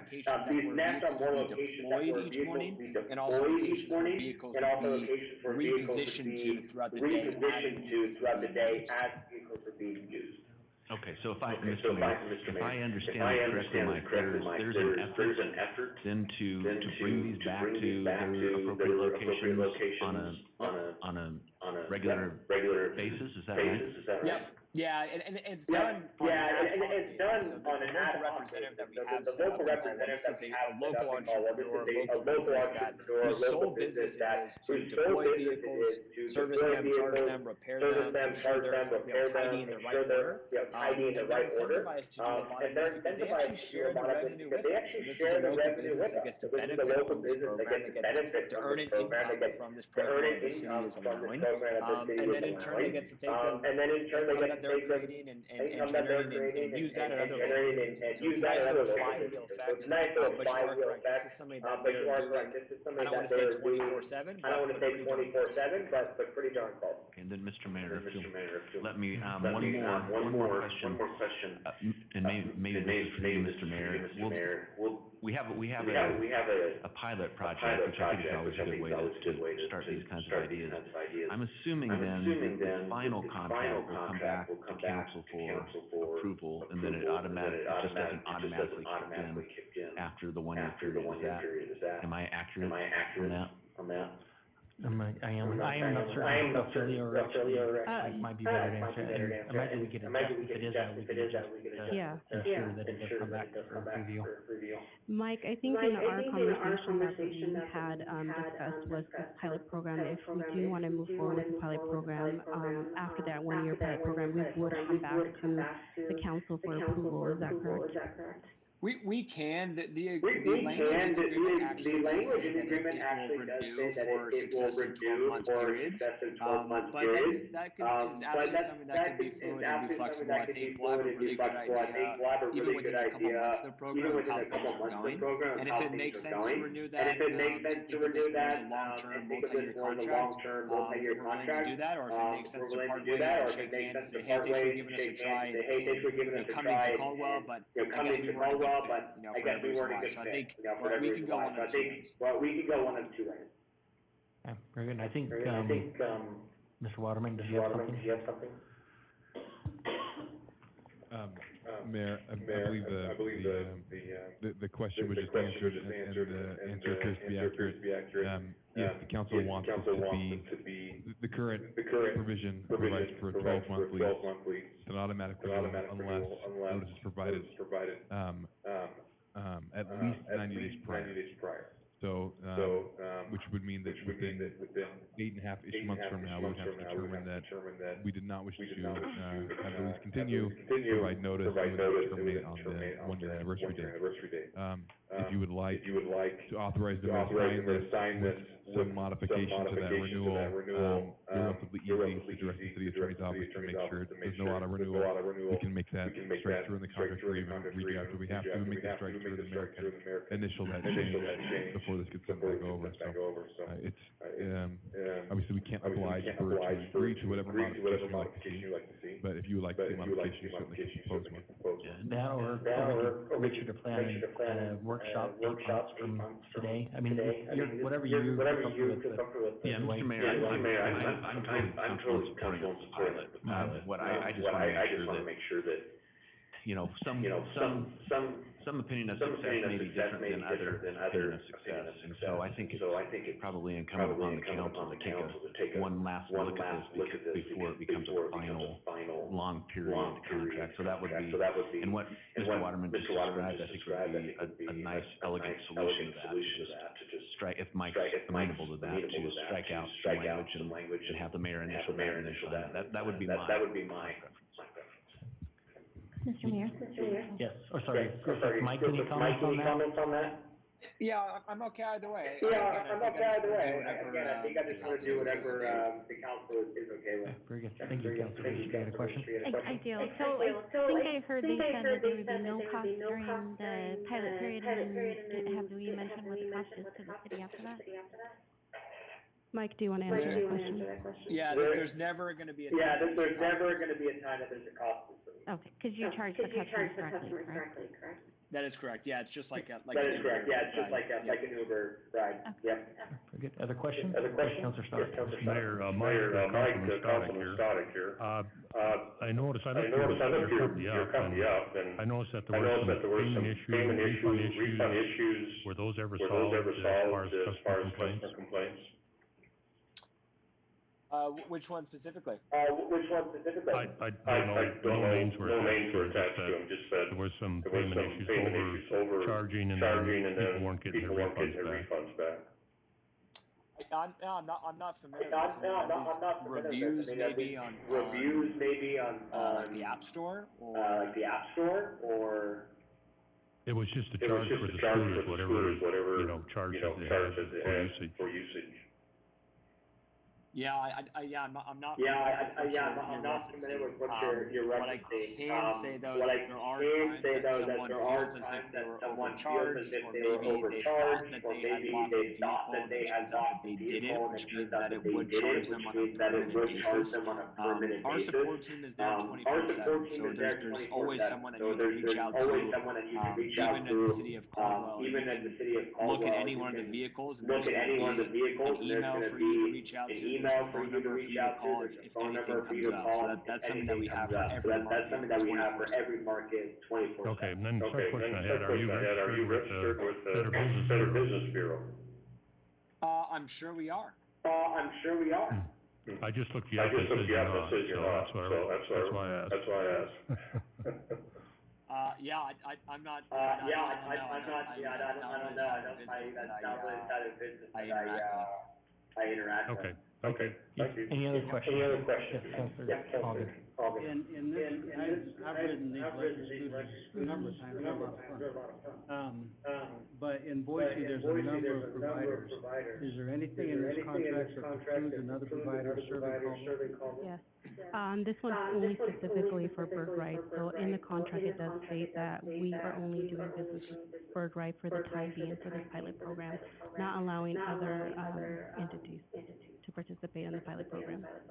So that would be something that we want to consider when we go back to this consideration. Because like I said, I know Boise has a number of providers. Yeah, Boise has 3 providers. 3 providers? And whether we would want to continue that or open it up. Yeah, absolutely. Okay. Any other questions? Yes, Mr. Mayor. Yes. I have a couple of questions, and I can't find the document, forgive me, I know it's in there. How many vehicles are we proposing for the pilot program? We were having a range of 50 to 150, but we're gonna do a soft launch with 50. And then depending on the demand, it can go up to 250, but we don't anticipate that going to 250. We're also not, specifically just working with our downtown. We do have a Sky Ranch Business Park that is having a lot of parking issues as well. So if individuals are able to find parking, let's say at the entrance of Sky Ranch Business Park, they're able then to scoot to whatever business that may be on the scooter. So just trying to get as creative as we can with other businesses as well. So in downtown, I'm anticipating 50 to begin the launch. Okay, that helps, and just one more question, then you began to answer for me, I think. What is the intended range or expected range of the use of these scooters?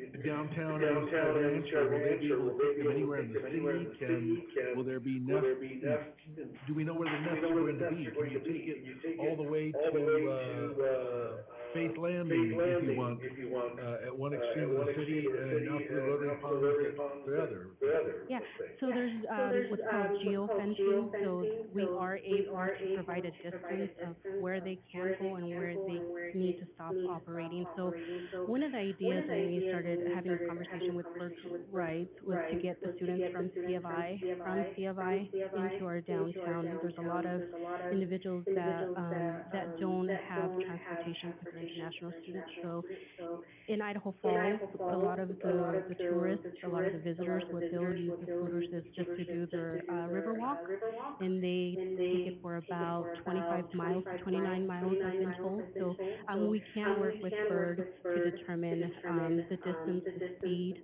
at which these scooters do go in locations as well. So it could be all over Caldwell. And again, we would work closely with them and those businesses to make sure that they are okay with the scooters operating in certain business parks. So the geofencing hasn't been determined yet where it will be? Correct. Thank you. And just a quick comment on that, I know the college advisor was brought up, so I talked with the co-presidents of the college, which is great, but they're like, you know what, you need to talk to the students. And so they did, they have a student organization, there's 2 presidents, I believe also, maybe that's why they have 2 college presidents. But they came and spoke to me, we talked about it, because there's the scooters, there's actually the e-bikes they have now, so I thought, with an e-bike, we better got a little basket on the front and carry groceries, whatever. And they were like, no, it needs to be the scooters, that's what we're gonna use. So it was good to talk to the presidents, but even better to talk to the student representatives, and they were super excited for it. And as mentioned, a lot of the, we have a lot of foreign students at C of I that just don't have driver's licenses, don't have cars to drive around, so they thought this would be a great way for them to be able to get out, explore Caldwell, get people to downtown Caldwell, and come visit, the plaza, things like that. And I know, also there was a question about, they came up about Sky Ranch, like, I know it may be hard to envision somebody in their scooter or whatever, scooting from there to the business, but I'll tell you, when I was in the legislature, I did it. I had an electric car, so I parked down, my Anmorrison Park, there's chargers there, and I would jump on a scooter, and I would scoot to the Capitol in my suit to go to the legislature. So people use it, whether it's a teenager in shorts and a t-shirt, or a businessman in a suit, I mean, you see a good mix of that, being able to use those. So anyway, just a couple insights on that. Other questions? Mr. Mayor, just very quickly, I think what would also ease my mind, I think, is some sort of perhaps a report from Ophelia, maybe at the end of the summer, to give us an idea on how it's going, how's the geofencing I think the geofencing is gonna be crucial, right? For the reasons that are talked about, we don't want scooters on the plaza. I could think of other areas where we just simply do not want that activity. And so maybe Mr. Mayor is part of an MOU right now, or a pilot project, just a report in 90 days or days, so that just says how it's going. Yeah, we could do that. Sorry, Mike, go ahead. Now, I was just gonna bring up, we actually did a couple things here. One is that this is a really fluid program, so if there needs to be additional locations that need to be geofenced, we could do that within 48 hours. So if Ophelia, whoever wants to own this program with us, says, hey, we've actually gotten some comments about this particular park or about this particular neighborhood, can you program the vehicles to actually stop them from going there?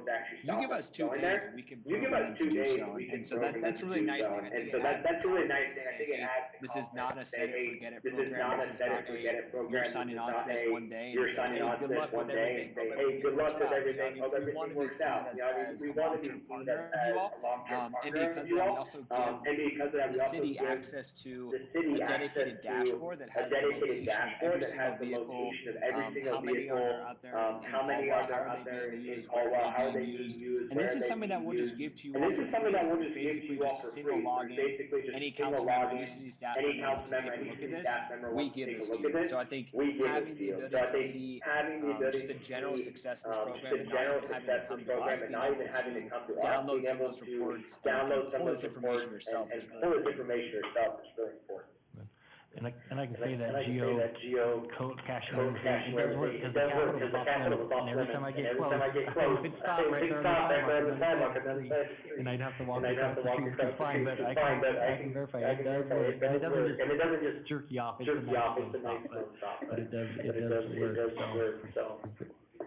Yes, Mr. White, did you have a comment? Yeah, just a couple points of clarification. First, I think at this point, the agreement is 75, that's the cap on the number of scooters, and also Exhibit A, which is after the agreement, shows you where the starting locations are gonna be, not the geo-mapping starting location. So, and then a confirmation in writing from the city is required to increase that number.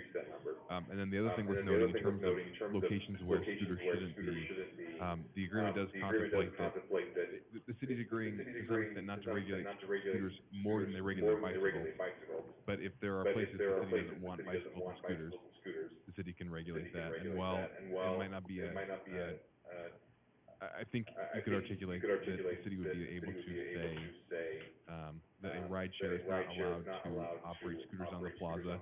And obviously, Bird has an interest in having this go smoothly, so, they're gonna wanna be cooperative in the same way that the scooter shuts down when you try to ride up the Capitol steps, whatever you're doing. And,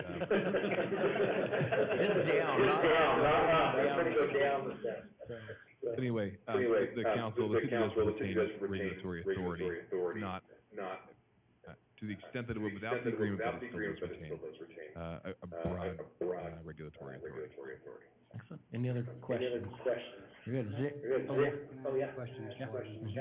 Are you comfortable with the part where we're agreeing not to allow any other services for a period of time? Mayor and council, in terms of, I can't think of any, reason that would be illegal.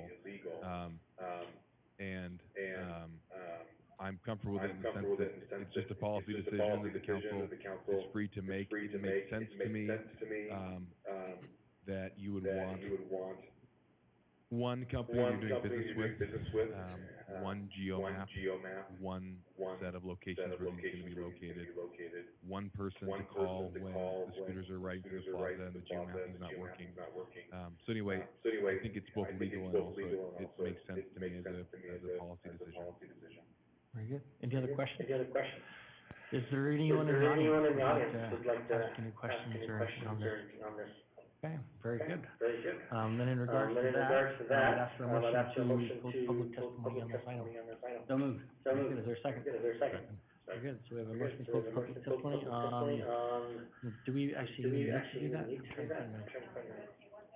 It was just a resolution? Okay, very good. Okay, never mind then. So sorry, we struck that motion. So I guess do we have, if there's any discussion or a motion for approval, denial of this resolution? Just a quick question, Mr. Mayor, and probably for Mr. Waterman. Those, at least I thought there were a couple of qualifications. One would be that we have a report back from staff in 90 days. And then secondly, that the agreement would be adjusted and initialed by the mayor to ensure that any decision on a final contract would come before the council first. Do I need to make that in a motion, or is there enough discussion on the record here to?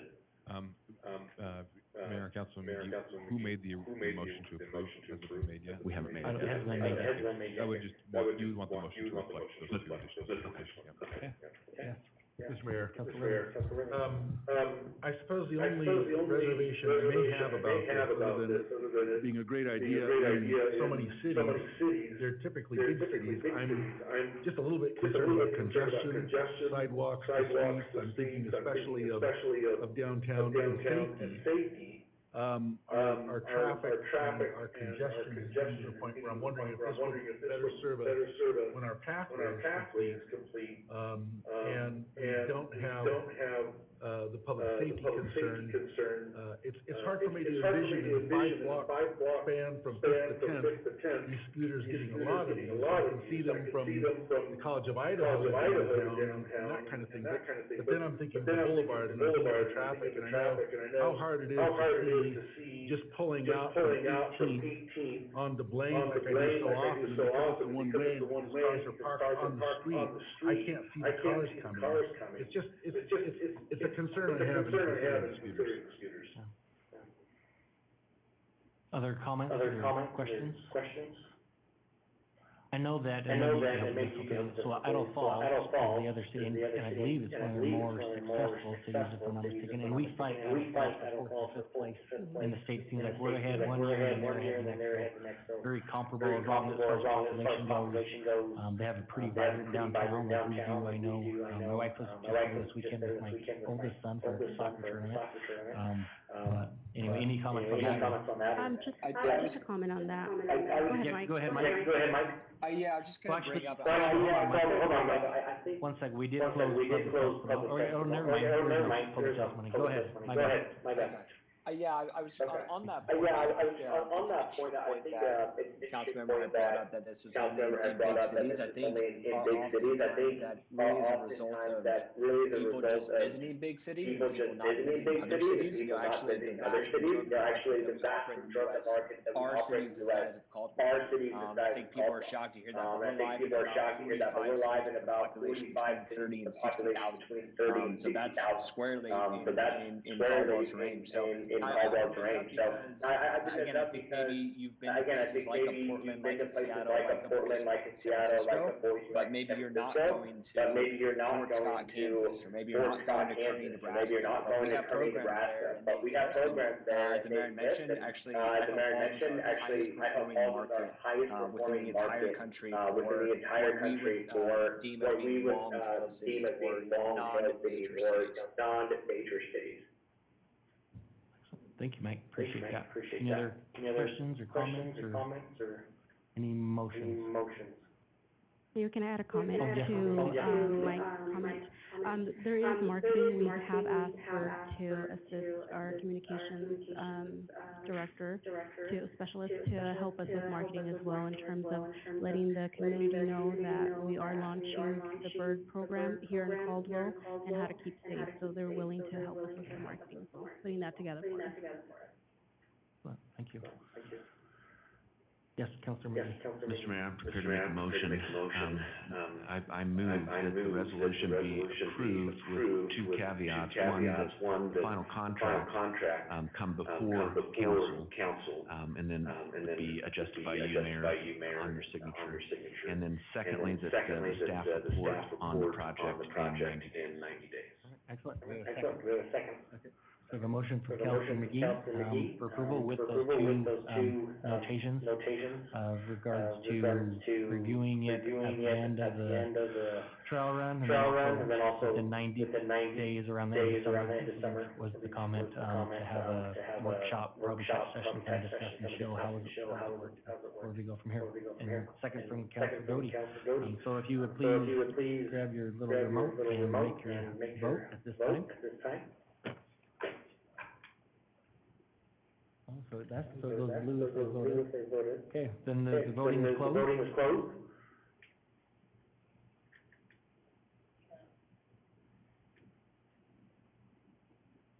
We're making progress every time a little bit, so. But judges change it. You see that a lot. It's on the straight side. All too well.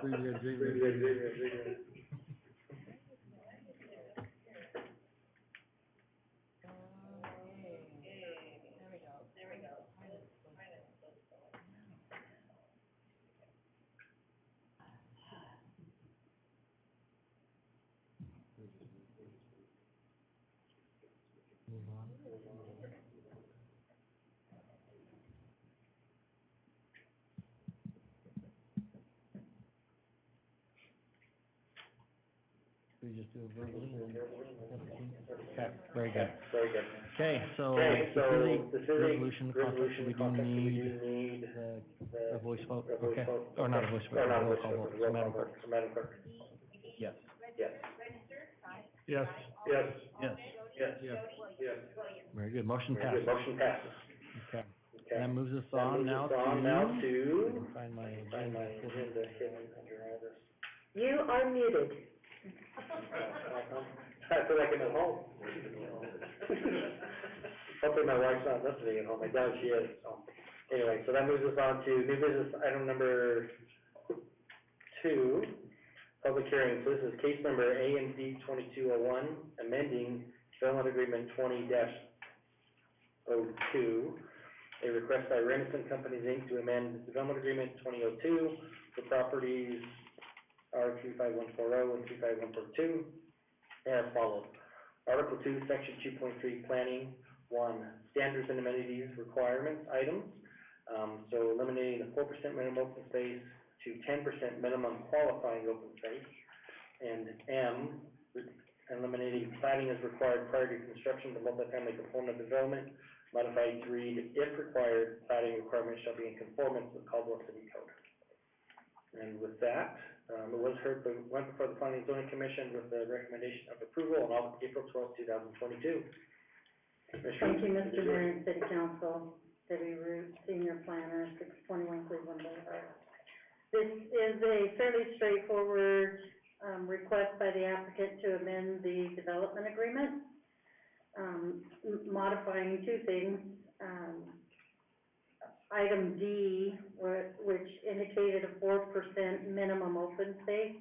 That was a request by staff to make that reflect what the actual ordinance requires for 10% open space when they went through this amendment.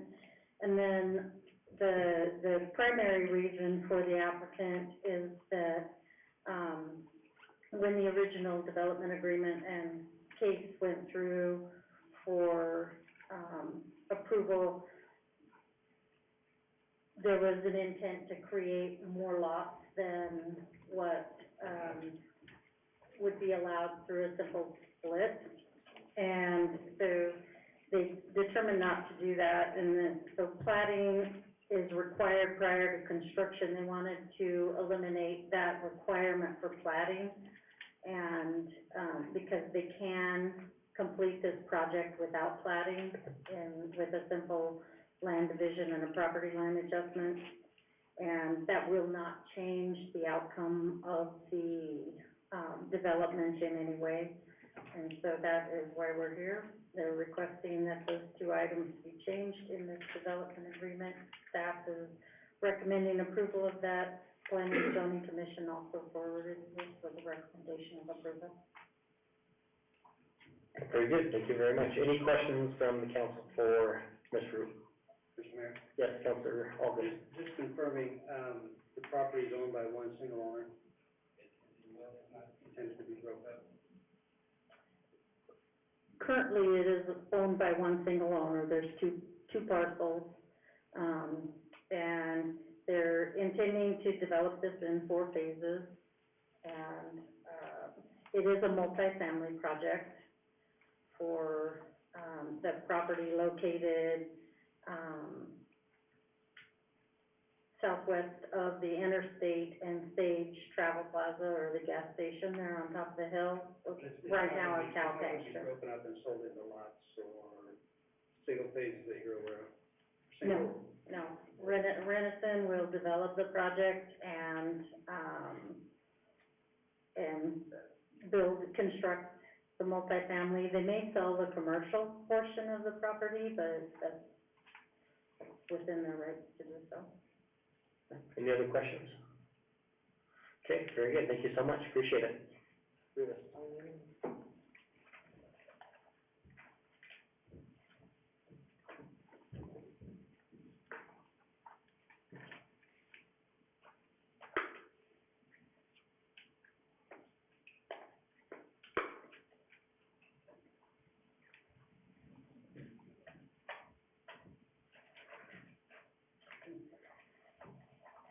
Okay, so we have one person signed up, to testify on this, and they are in favor. We're showing this as the applicants, so I'm glad that they signed up in favor.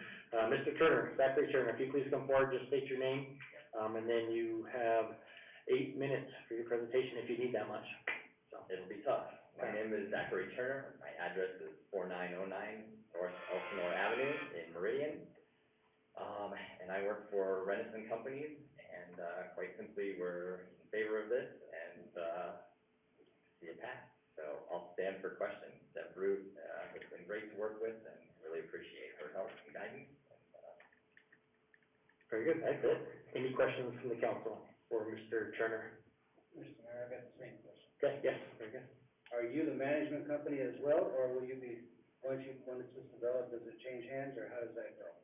Not the management company as far as property manager, but, the company, the ownership company will hire a property manager. But in terms of, to answer your question, it will remain one property or one owner. I think that's the reason we are leaving the platting option in the development agreement. If we do decide to parse off the commercial properties, we will be platting. Gotcha, thank you. Very good. Any other questions? Okay, thank you so much, appreciate it. As I mentioned, there's no one else signed up to testify, so I would ask for a motion to close the public testimony portion of this hearing. We're good to a motion from Councilor Register, and a second from Councilor Stoddard. Are we just going, right? Doing this, okay. All those in favor say aye. Aye. Any opposed? Okay, motion passes. So in regards to that, turn it over to the council for any discussion, any questions for staff, and then any motions that you'd like to make.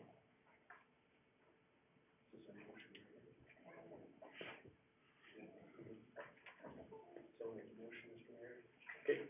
Caldwell City Council accepts the findings of facts and conclusions of law based on the findings of facts and conclusions of law of Caldwell City. Caldwell City Council hereby orders that the request to modify DA-T0-02, Article D, Section 2.3, Planning -1, Standard Amendments requirements as follows. Item B, to 10% minimum qualifying open space, and M, modify to required body requirements shall be in conformance with local city code. Be approved, subject to a revised development agreement, inclusive of all original conditions and the 2 requested modifications to be signed and recorded as required by City of Caldwell County and Public. Okay, is there a second? Second.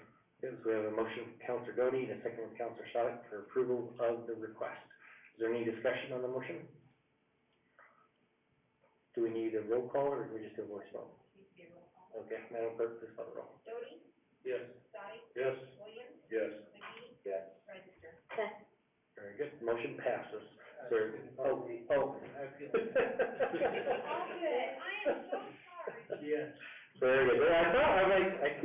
try, but I know that Debbie never makes a mistake, so I just go with that. So she proved me wrong tonight, so, very good. The motion passes, 6 in favor, none against. So a motion to close this public testimony, or public hearing. So, motion from Councilor Stodic, is there a second? Second from Councilor Allgood, all those in favor? Aye. Any opposed? Very good, so that hearing item is finished. So that moves us on to action item number 3, public hearing and other quasi-judicial for case number ANN Annexation 21-21, PUD 21-6, and Sub 21-51, which is a request by Copernicus Investments LLC and KCID Development LLC for annexation of 2 parcels totaling approximately 11 acres with the zoning designation of R2, medium density residential. Currently, a request for a planned unit development and subdivision for Cougar Crossing, consisting of 88 single-family townhomes. Property is designated as medium density residential on the comprehensive plan. Subject property is located on the west side of KCID Road, approximately 2,500 feet north of Highway 2026. This was heard by the hearing examiner on April 26th of this year and forwarded with a recommendation of approval. Very good. Mr. Alex, correct? Yes, sir. Okay, very good. It's good to have you here. Is this your first time at council? My second time now. Second time, excellent. So Alex is one of our new planners in the planning and zoning department. So maybe not so new anymore, but About 6 months now. very good, excellent. Okay, so it is yours to present, all right? Thank you, Mayor and council members. Alex Jones, Associate Planner, 621 Cleveland Boulevard. Today we have Cougar Crossing and Annexation, Planned Unit Development and Subdivision. This development consists of 91 lots, 88 being residential townhomes and 9 being common lots. This development is located on 11 acres. Cougar Crossing has approximately 21% qualifying open space with a dog park, barbecue area, playground, and a EV2 charging station as its amenities.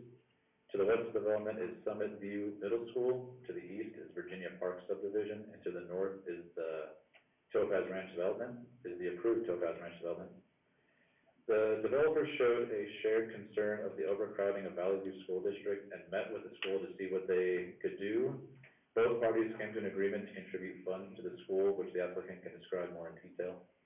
The developer has been responsive to staff comments and has made many corrections to their plans. Originally, their plan consisted of over 100 residential lots with private roads, but after discussion with all departments, we were able to get the plan we have today. The developer asked for deviations from the required dimensional standards, those being to lower the minimum lot size from 6,000 square foot to 1,700 square foot, and to lower the minimum lot frontage from 45 foot to 50 foot. I stand for questions. Any questions from council? Okay, not at the moment. Don't go too far though. Okay, so we do have 2 people signed up, for this item, both in favor. So Stephanie Hopkins and Tanner Layton. Is there any preferred order you want to go in? Okay, Stephanie, come on forward. If you just state your name, and then 8 minutes is yours for your presentation. And do you have, PowerPoint or slides that we need to pull up I do. to show? I have either a USB or I think I sent it to you. That's the one. Very good. I do have a fair amount of animation too, it'll kind of go through, so I'll kind of quick. Thank you, Mr. Mayor, members of council. Stephanie Hopkins with KM Engineering. Our address is 5725 North Discovery Way in Boise, 83713. I'm here on behalf of Triple Dot Development, who is the developer for this project, Cougar Crossing. I'm very excited to come to you tonight to talk about the planned unit development, annexation and zoning, and preliminary plat that we're requesting. So next slide, please. Alex did an awesome job describing where we are and kind of going through some of the project background stuff, so I'll try to keep it short. We're next to Summit View Middle School, which is to our west. Marble Front is to the north. It's currently under construction. I think phase 1 is being constructed as we speak. And there's agriculture that's still located in Canyon County to our south. Next slide, please. As Alex mentioned, we have met with the city multiple times to modify our site plan, and come up with something that would work well with what Caldwell would like to see for the future and complies with the medium density residential future land use map designation shown above. Marble Front to our north is located within the low density residential designation, and there's commercial adjacent to us as well.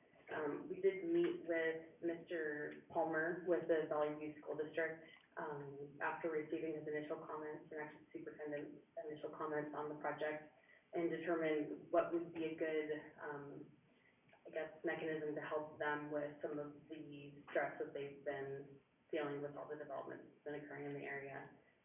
The developer agreed to contribute monies to, help with the purchase of a portable for a future expansion of one of the elementary schools. And they've, committed to giving $2,000 per unit that is proposed within the Cougar crossing development. So, on to the next slide, please. So our project is located within the medium density, future land use map designation, which would, with the PUD we're requesting tonight, allows for up to 12 units an acre. The zoning map that you can see above, we are next to several properties that are currently located in the city of Caldwell. We're requesting the R2 zoning district that's consistent with the medium density future land use map designation. Next slide, please. And this is a map that the city creates that shows where existing and future subdivisions are located. As you can see, we're surrounded by development that's either occurring, has already occurred, or will occur in the future. This is our development plan, our preliminary plat. We are proposing 88 residential lots and 9 common lots on 11 acres. We have 2 duplex buildings, 5 fourplex buildings, 8 sixplex buildings, and 2 eightplex buildings. Our main point of access is to KCID Road via Forest Lane. That's the main road you see going to the east. And there will be another connection up to Marblefront subdivision to the north. All roads are going to be public. There'll be 53-foot roadway sections of curb, gutter, and sidewalk. There will be attached sidewalk throughout, and we're proposing a 10-foot asphalt pathway that'll go along the Solomon Drain, which will be left open to kind of provide a nice natural amenity for folks.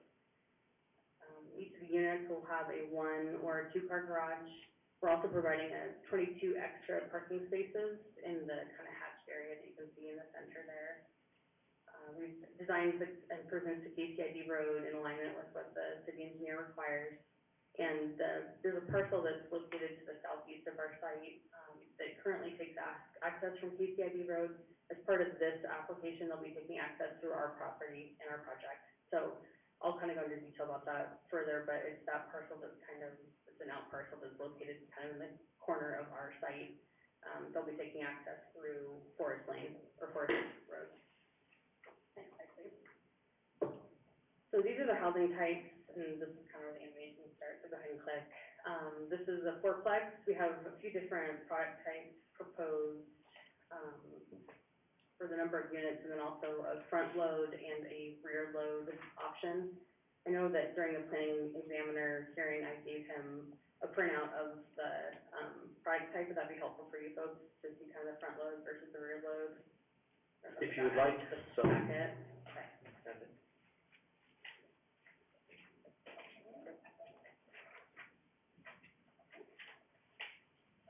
So we'll label this, can I get 2? Do you have enough for, no, it's okay. What for, just okay, excellent, sure. So we'll label this as, exhibit CC 1001. Thank you. I'm kind of a visual person, so it helps me to actually talk about what we're proposing. So, we're proposing 1 fourplex front load unit down at the southeast corner. Go ahead and click forward. I'll just kind of talk through. We have 6-plex units that are front load, and 8-plex units as a front load, 4-plex units that are rear load, kind of in the center of the site as well as on the east part of the site, and 2 6-plex rear load units that are in the center of the site. So the front load units will have a garage that'll be accessed directly from the public right of way, and the rear of their houses or backyards will be facing the back. So it'll be kind of a traditional townhome style unit. In the center, where you have the orange, purple, and yellow units, those are all rear loads, and so those will be units that have their front doorways accessing on the public, like the open space in the center. So the garages will be from the back and access from the public right away, and then the front doors will actually be located next to that pathway and kind of the internal open space.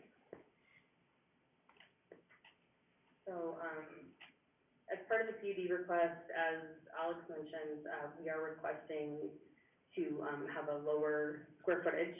Typically, it's required to be 6,000 square feet, and we're requesting 1,700 square feet. And we're requesting to, decrease the minimum street frontage required as well to 20 feet rather than 45 feet. This flexibility will allow for a variety of housing styles that we're showing here, and will also allow the townhomes to fit in a way that will make it a more affordable and approachable product for folks. The developer specifically designed this community to allow for, home ownership and to allow for a product type that'll make, the attached walls are a little bit cheaper to develop, and so it'll be a little bit more affordable for folks to own. Okay, next slide, please. So we're proposing several open space amenities in this project. We have 21.16% of the site is open space, so that's about 2.33 acres. We're only required to provide 10%. The developer really wanted to do a nice community, something that folks that live in this area could come and recreate and actually hang out rather than having to drive somewhere else. We're proposing a dog park. Go ahead and move to the slide. The dog park at the east part of the site. Barbecue area, there's a playground and electrical vehicle charging station within the parking lot, and the pathway adjacent to Solomon Drain, as I mentioned, and then several common open space areas kind of throughout the site. This will really provide a variety of options for folks, not only in the middle, but also kind of on the periphery for whatever they choose to do. Next slide, please. These are the elevations for the property.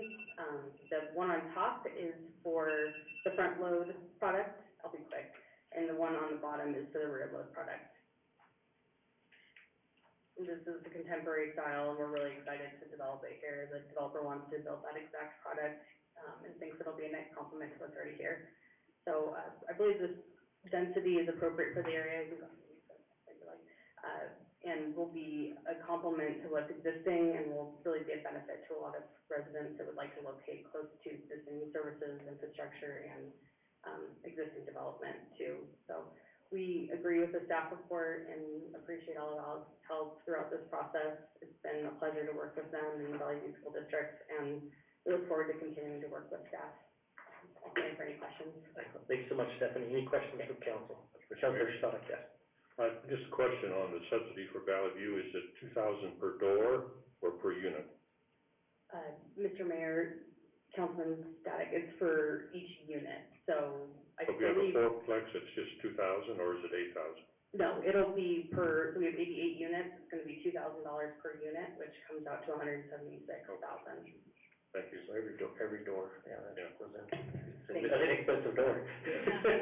Yes, Councilor McGee. On that, Mr. Mayor, that Councilman Stoddard is people are obviously listening to him, because now the developers are bringing forward proposals that are pretty thoughtful about, especially in the Valley View District, about the understanding that there is a need, there is an overpopulation, they're bringing solutions and answers, and I think that's commendable to the developer. Yeah, Absolutely. and also the slide before this too, the design too, I think is, we've seen some step ups on that too. Mr. Mayor, I'd like to reaffirm, the developer's not here tonight. Mr. Mayor, Councilman Williams, yes, the developer is. Thank you, for considering what we're trying to consider, but you're ahead of us, and it's appreciated, and I'd like to say for the record as well, No Clue, did this for us when we met last time, and it's just appreciated and noted, and, thank you very much. Any other questions for Stephanie? Okay, oh, yeah. Any idea what kind of price ranges these will run? Do you have, any, I know it's early. I have two questions actually, but. Okay. Go ahead. Mr. Mayor, Councilman Allgood, I don't know what the price point is. Tanner with Triple Dot might be able to speak to that in more detail. And then will this be in phases? Is this gonna be broken up into phases or one? Mr. Mayor, Councilman Allgood, no, it's gonna be one phase. I think that they're foreseeing probably like a 2-year build out. Okay, sounds good. Thank you. Any other questions for Stephanie? Okay, very good. Okay, Tanner, would you like to come forward and take a few minutes and then stand for a few questions? Council. Okay. Tanner Layton, 523 West Chrisfield Drive, Meridian, Idaho, 83646. I I'd first like to start and say thank you very much to Alex, Deb, Stephanie did a great job, always great to be able to work with the city and love their input. I will say that I love to start with this, that I am a local. My wife is from Caldwell, I'm from Meridian, so with our developments, we love to stand behind them, and it's our pleasure to be able to help how we are able to. And so we are fortunate to meet with Joey Palmer, be able to help address some of their concerns, and be able to help provide a portable. So we're very fortunate to be able to do that with being able to provide for facilities as our development also provides more housing, as we know we need it in this valley, but correctly. So I will also comment that thank you very much for the design. We worked really hard on that because what we believe at our company is that it's all right to share a wall as long as you still get a garage, you get a yard and everything like that, and it kind of helps a little bit ease as housing costs go up and costs for building, all of the soft costs, everything that goes with it. We're able to still help provide homeownership to Idahoans. And so that was the thought process behind this development, was there's a reason why we have 88 individually platted development, 88 individually platted townhomes. And so that was the thought process behind it. I will say, Stephanie even commented on the home that is on KCID that'll have access. My grandfather lives in that home, so I will be providing access to that as well. He's making sure of that. So we love the area, we love being able to develop in Caldwell. We also have a similar development, not far down the road at Marble Front called El Monterey that has 122 units mixed with a for rent, a for sale, and a single family aspect. And so we see the growth, we see the need for housing, but also doing it in the best way that we can as a company and at home. And I want to say thank you to Stephanie again, thank you to you guys, and I'll stand for any questions. Very good. Any questions from any of the council? Okay, very good. Thank you so much. Thank you. As mentioned, those are the only two signed up. There's no one signed up in opposition or neutral for this request, so ask for a motion to close the public testimony portion of this hearing. So moved. Is there a second? Second. We have a motion from Councilor Elgin and a second from Councilor Stoddard to close the public testimony portion of this hearing. All those in favor? Aye. Any opposed? Motion passed. So that will move us right into discussion of this item, and there are three separate, but again, we could do these all in one fell swoop, make it a little more efficient.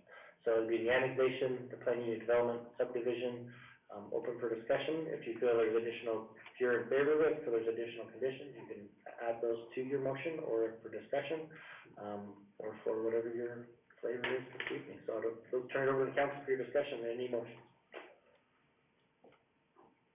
Mr. Mayor. Yes, Councilor Elgin.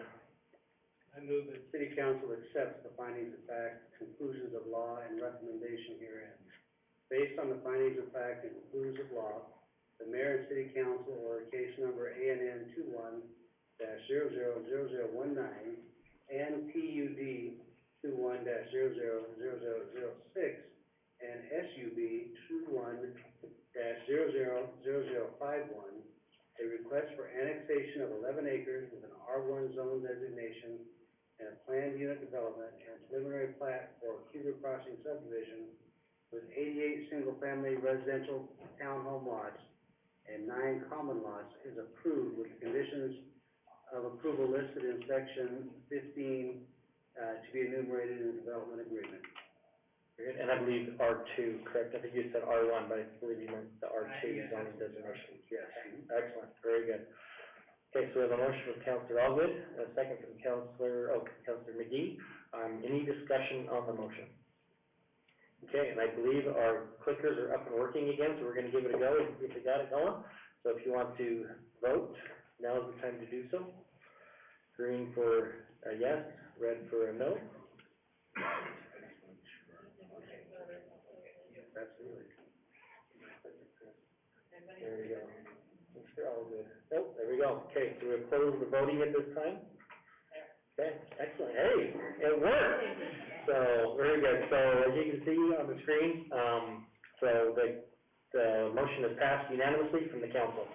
And we got it right this time on it. Well done, Angie and Debbie, so good job on that. Okay, so a motion to close this public hearing. So moved. And a second? Second.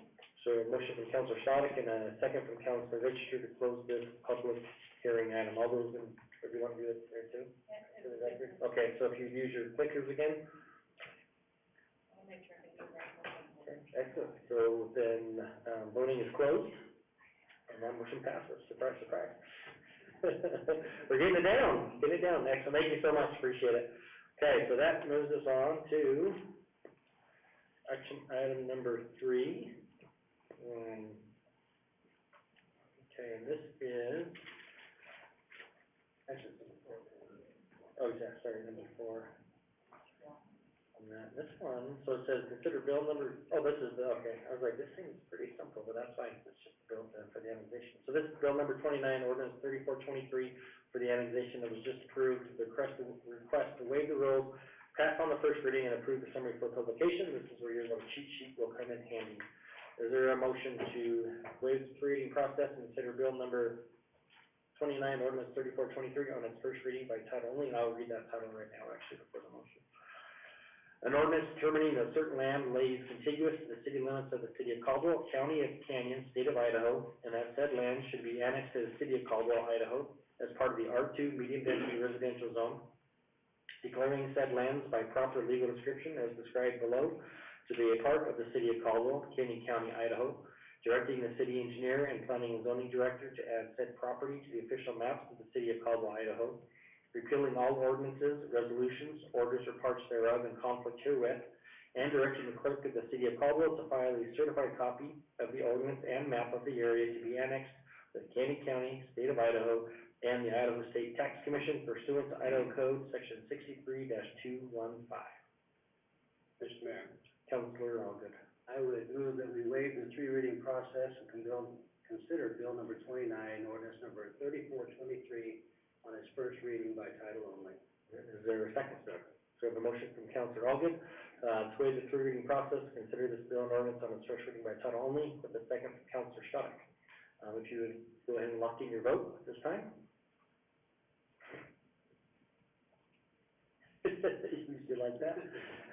Okay, so yes, voting is closed and that passes unanimously. Is there a move to sponsor this bill for me, Councilman? Mr. Mayor, Councilor Allgood.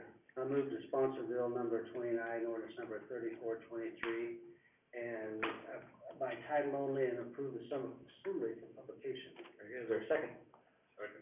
So the motion from Councilor Allgood, second from Councilor Stoddard, to approve this bill and ordinance by title only on its first reading and approve the summary for publication. If you would, I can't wait to lock in your vote. I know you made fun of that. Okay, so that's almost.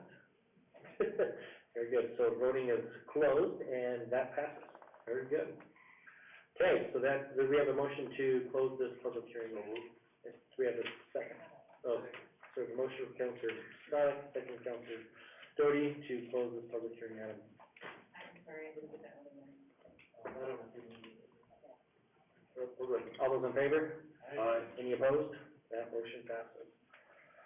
Okay, that moves us to action item number 5, finance report. Who drew the short straw tonight? I did. Councilor Doty, sounds like.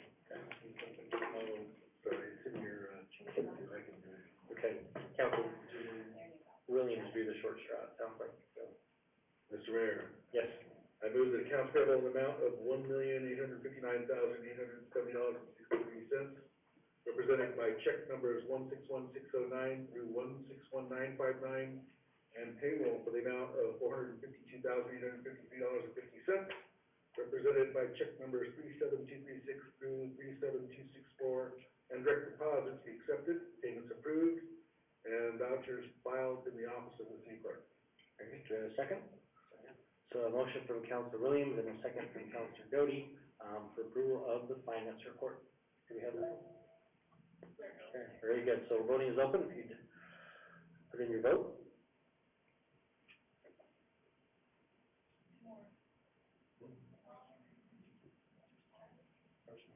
Okay, so voting is closed. We're going to vote. Very good. So that motion passes unanimously. Okay, so then that moves us on to council reports. Council Register. Don't have anything this time. Very good. Councilor Stoddard. Yes, we had a vibrant, airport commission meeting last week or the week before. and, went over, I actually testimony from a lot of the folks and see what the concerns are. I met with, Mr. Orton this past week and went over those with him, and I'm gonna meet with, Mr. Oates hopefully this week or next week, and hopefully we'll get back on the right track. I think we had a lot of positive feedback, and, hopefully we can move on from here, so. Excellent. Councilor Doty? Just one thing to add, I have a better understanding of pickleball courts now.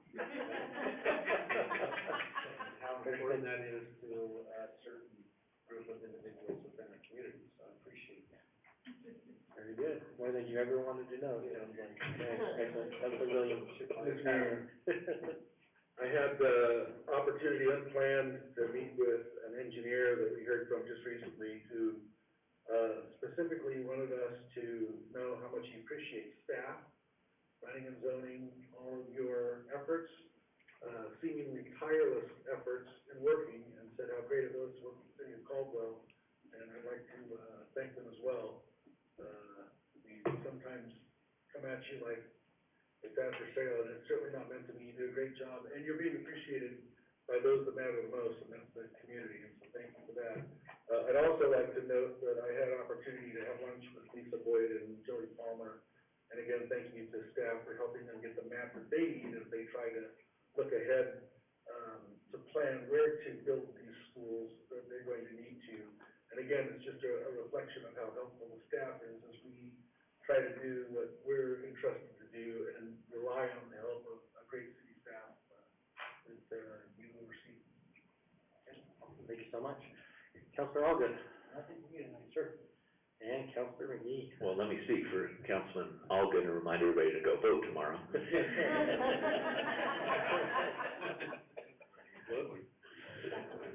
I won't say who, but I think you know.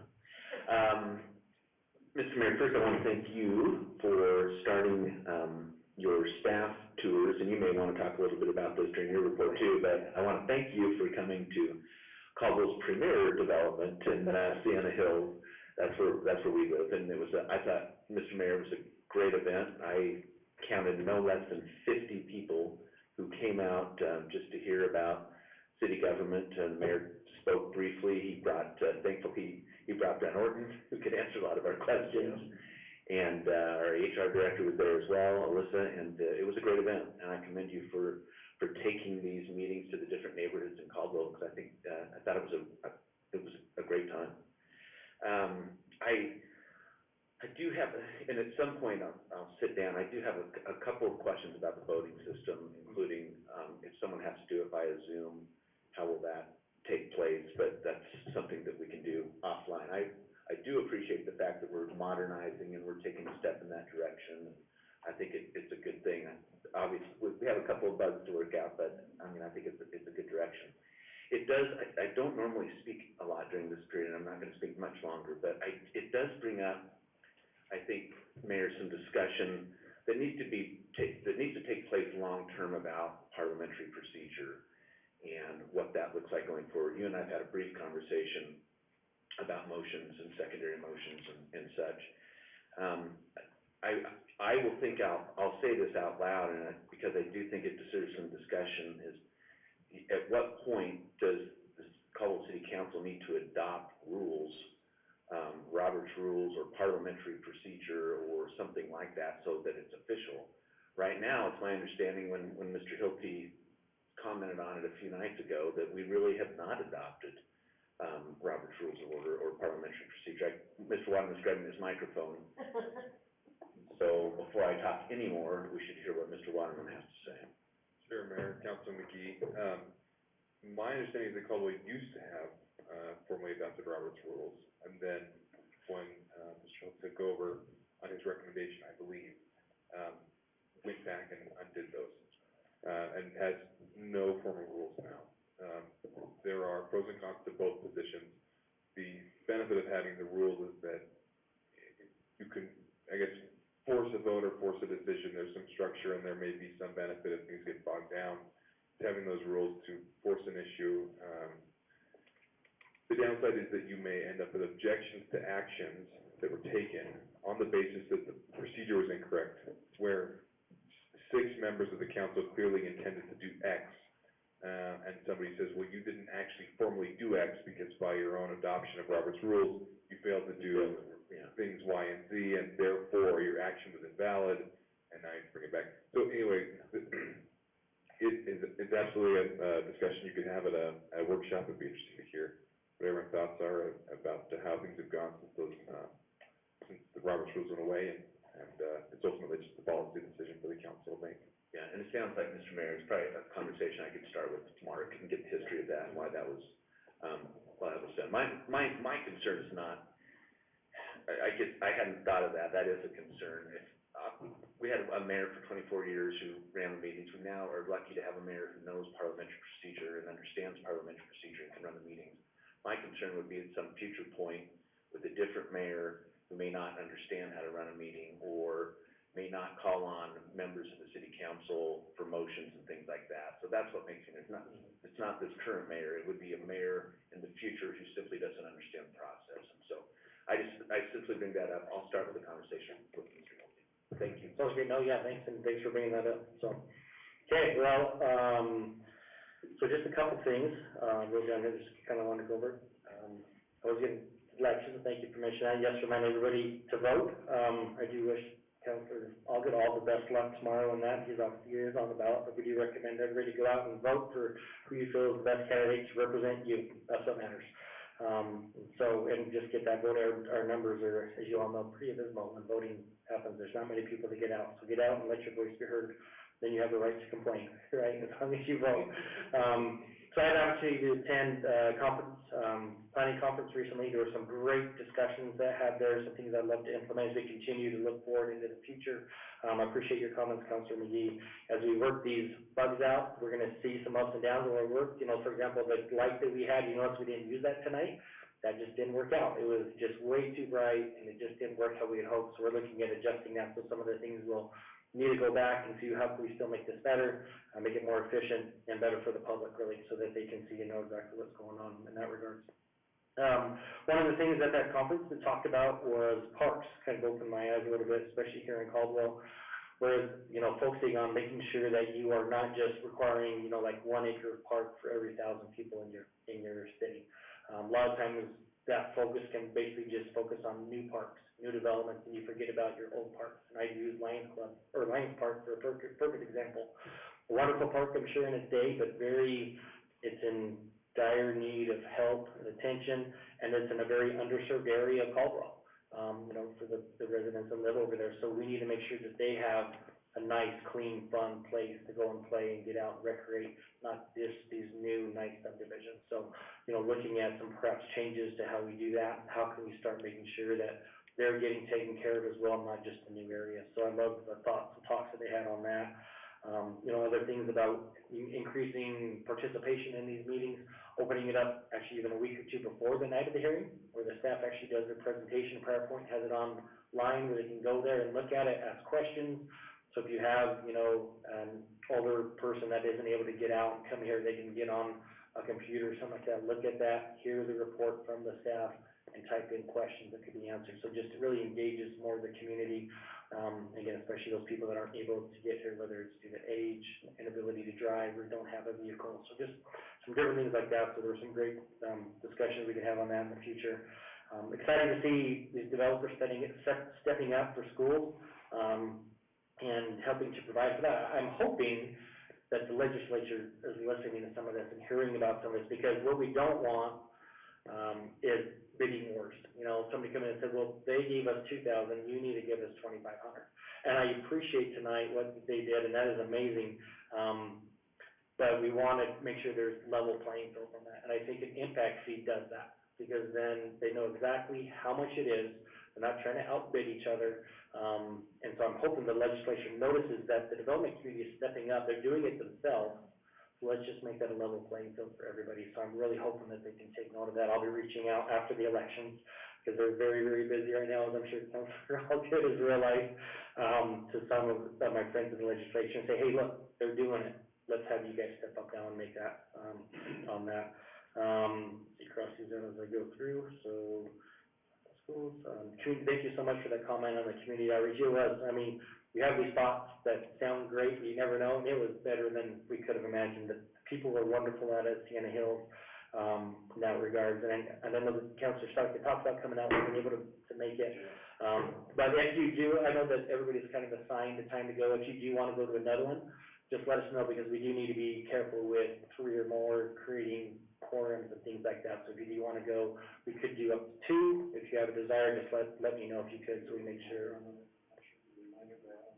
We can do that. I'll have, Sonda do that, send you guys out reminders on that. But it was awesome. We just, like I said, and I told them, there's no agenda.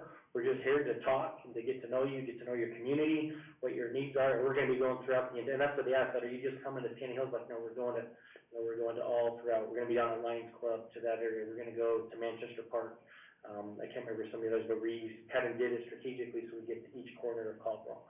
And just excited. It was fantastic. It really was. I really enjoyed it. Nobody yelled at me. It was awesome. You never know what you're gonna get, but they're very polite. Handing them off to Brent. That's right, on that. So, and we got emails, I know I've received some emails of, thanks for coming out, thanks for listening. So just excited to have all of you be a part of that, on that. So excited for that portion of that.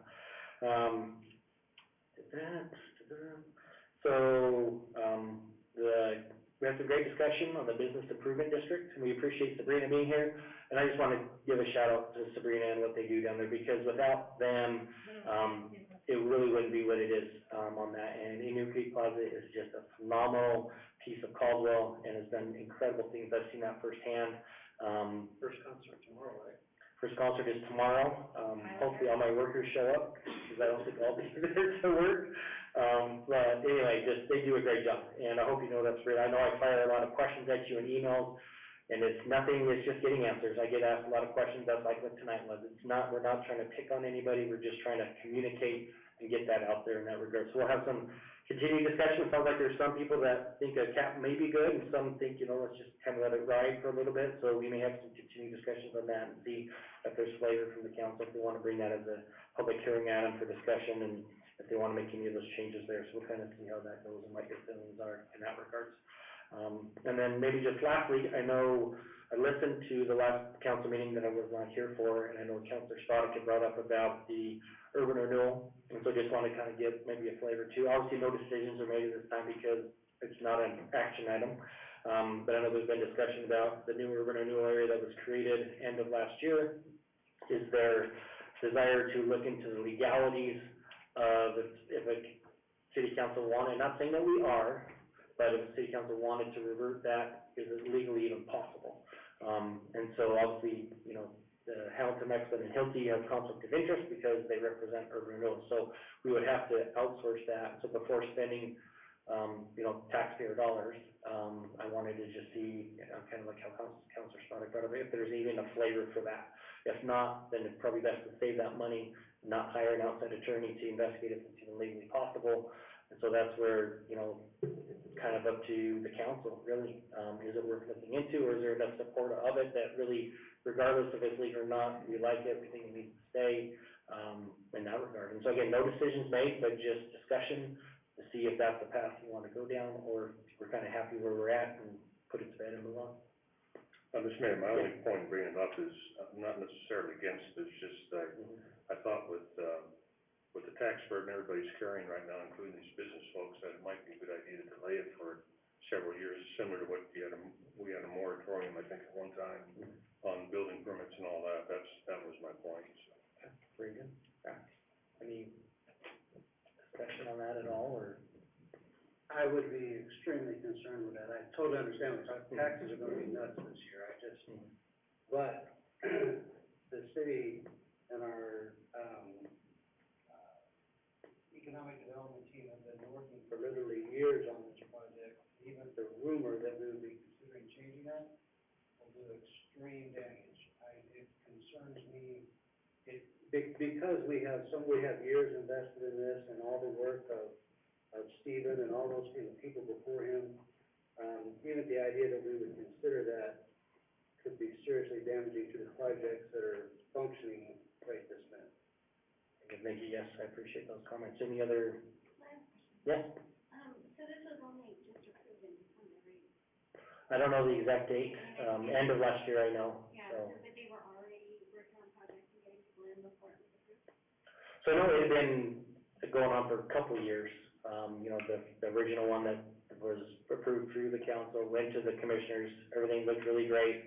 Last minute, vote changed and it died. And so it had been in the works for a couple of years, and Mr. Waterman can correct me on that. And then did end up getting delayed, and final approval was end of last year, in that regard. So I know that, you know, with obviously that urban renewal coming in and the hope and the expectation, yes, you're working, you know, with clients trying to bring them in, like, you know, knowing, look, this is coming before, hasn't been approved yet, but this is what the city's looking at doing to kind of pique that interest on that. And I think Councilman Alden pointed out that we have seen, and I know I've talked with, you know, Mike Denver, he sees it firsthand. He's been out there at the Farmway Village right across, we're basically in that area, and I think Mr. Porter can kind of confirm that too, that there have been no interest really out in that area for anything, and since urban renewal come on, it's just, I mean, there's through the roof, people can't get property quick enough. I know Mr. Jenkins isn't here, and I'll tell you left, but I know that he told me somebody reached out to him, and they had to tell him, sorry, man, it's gone, you should have called me yesterday,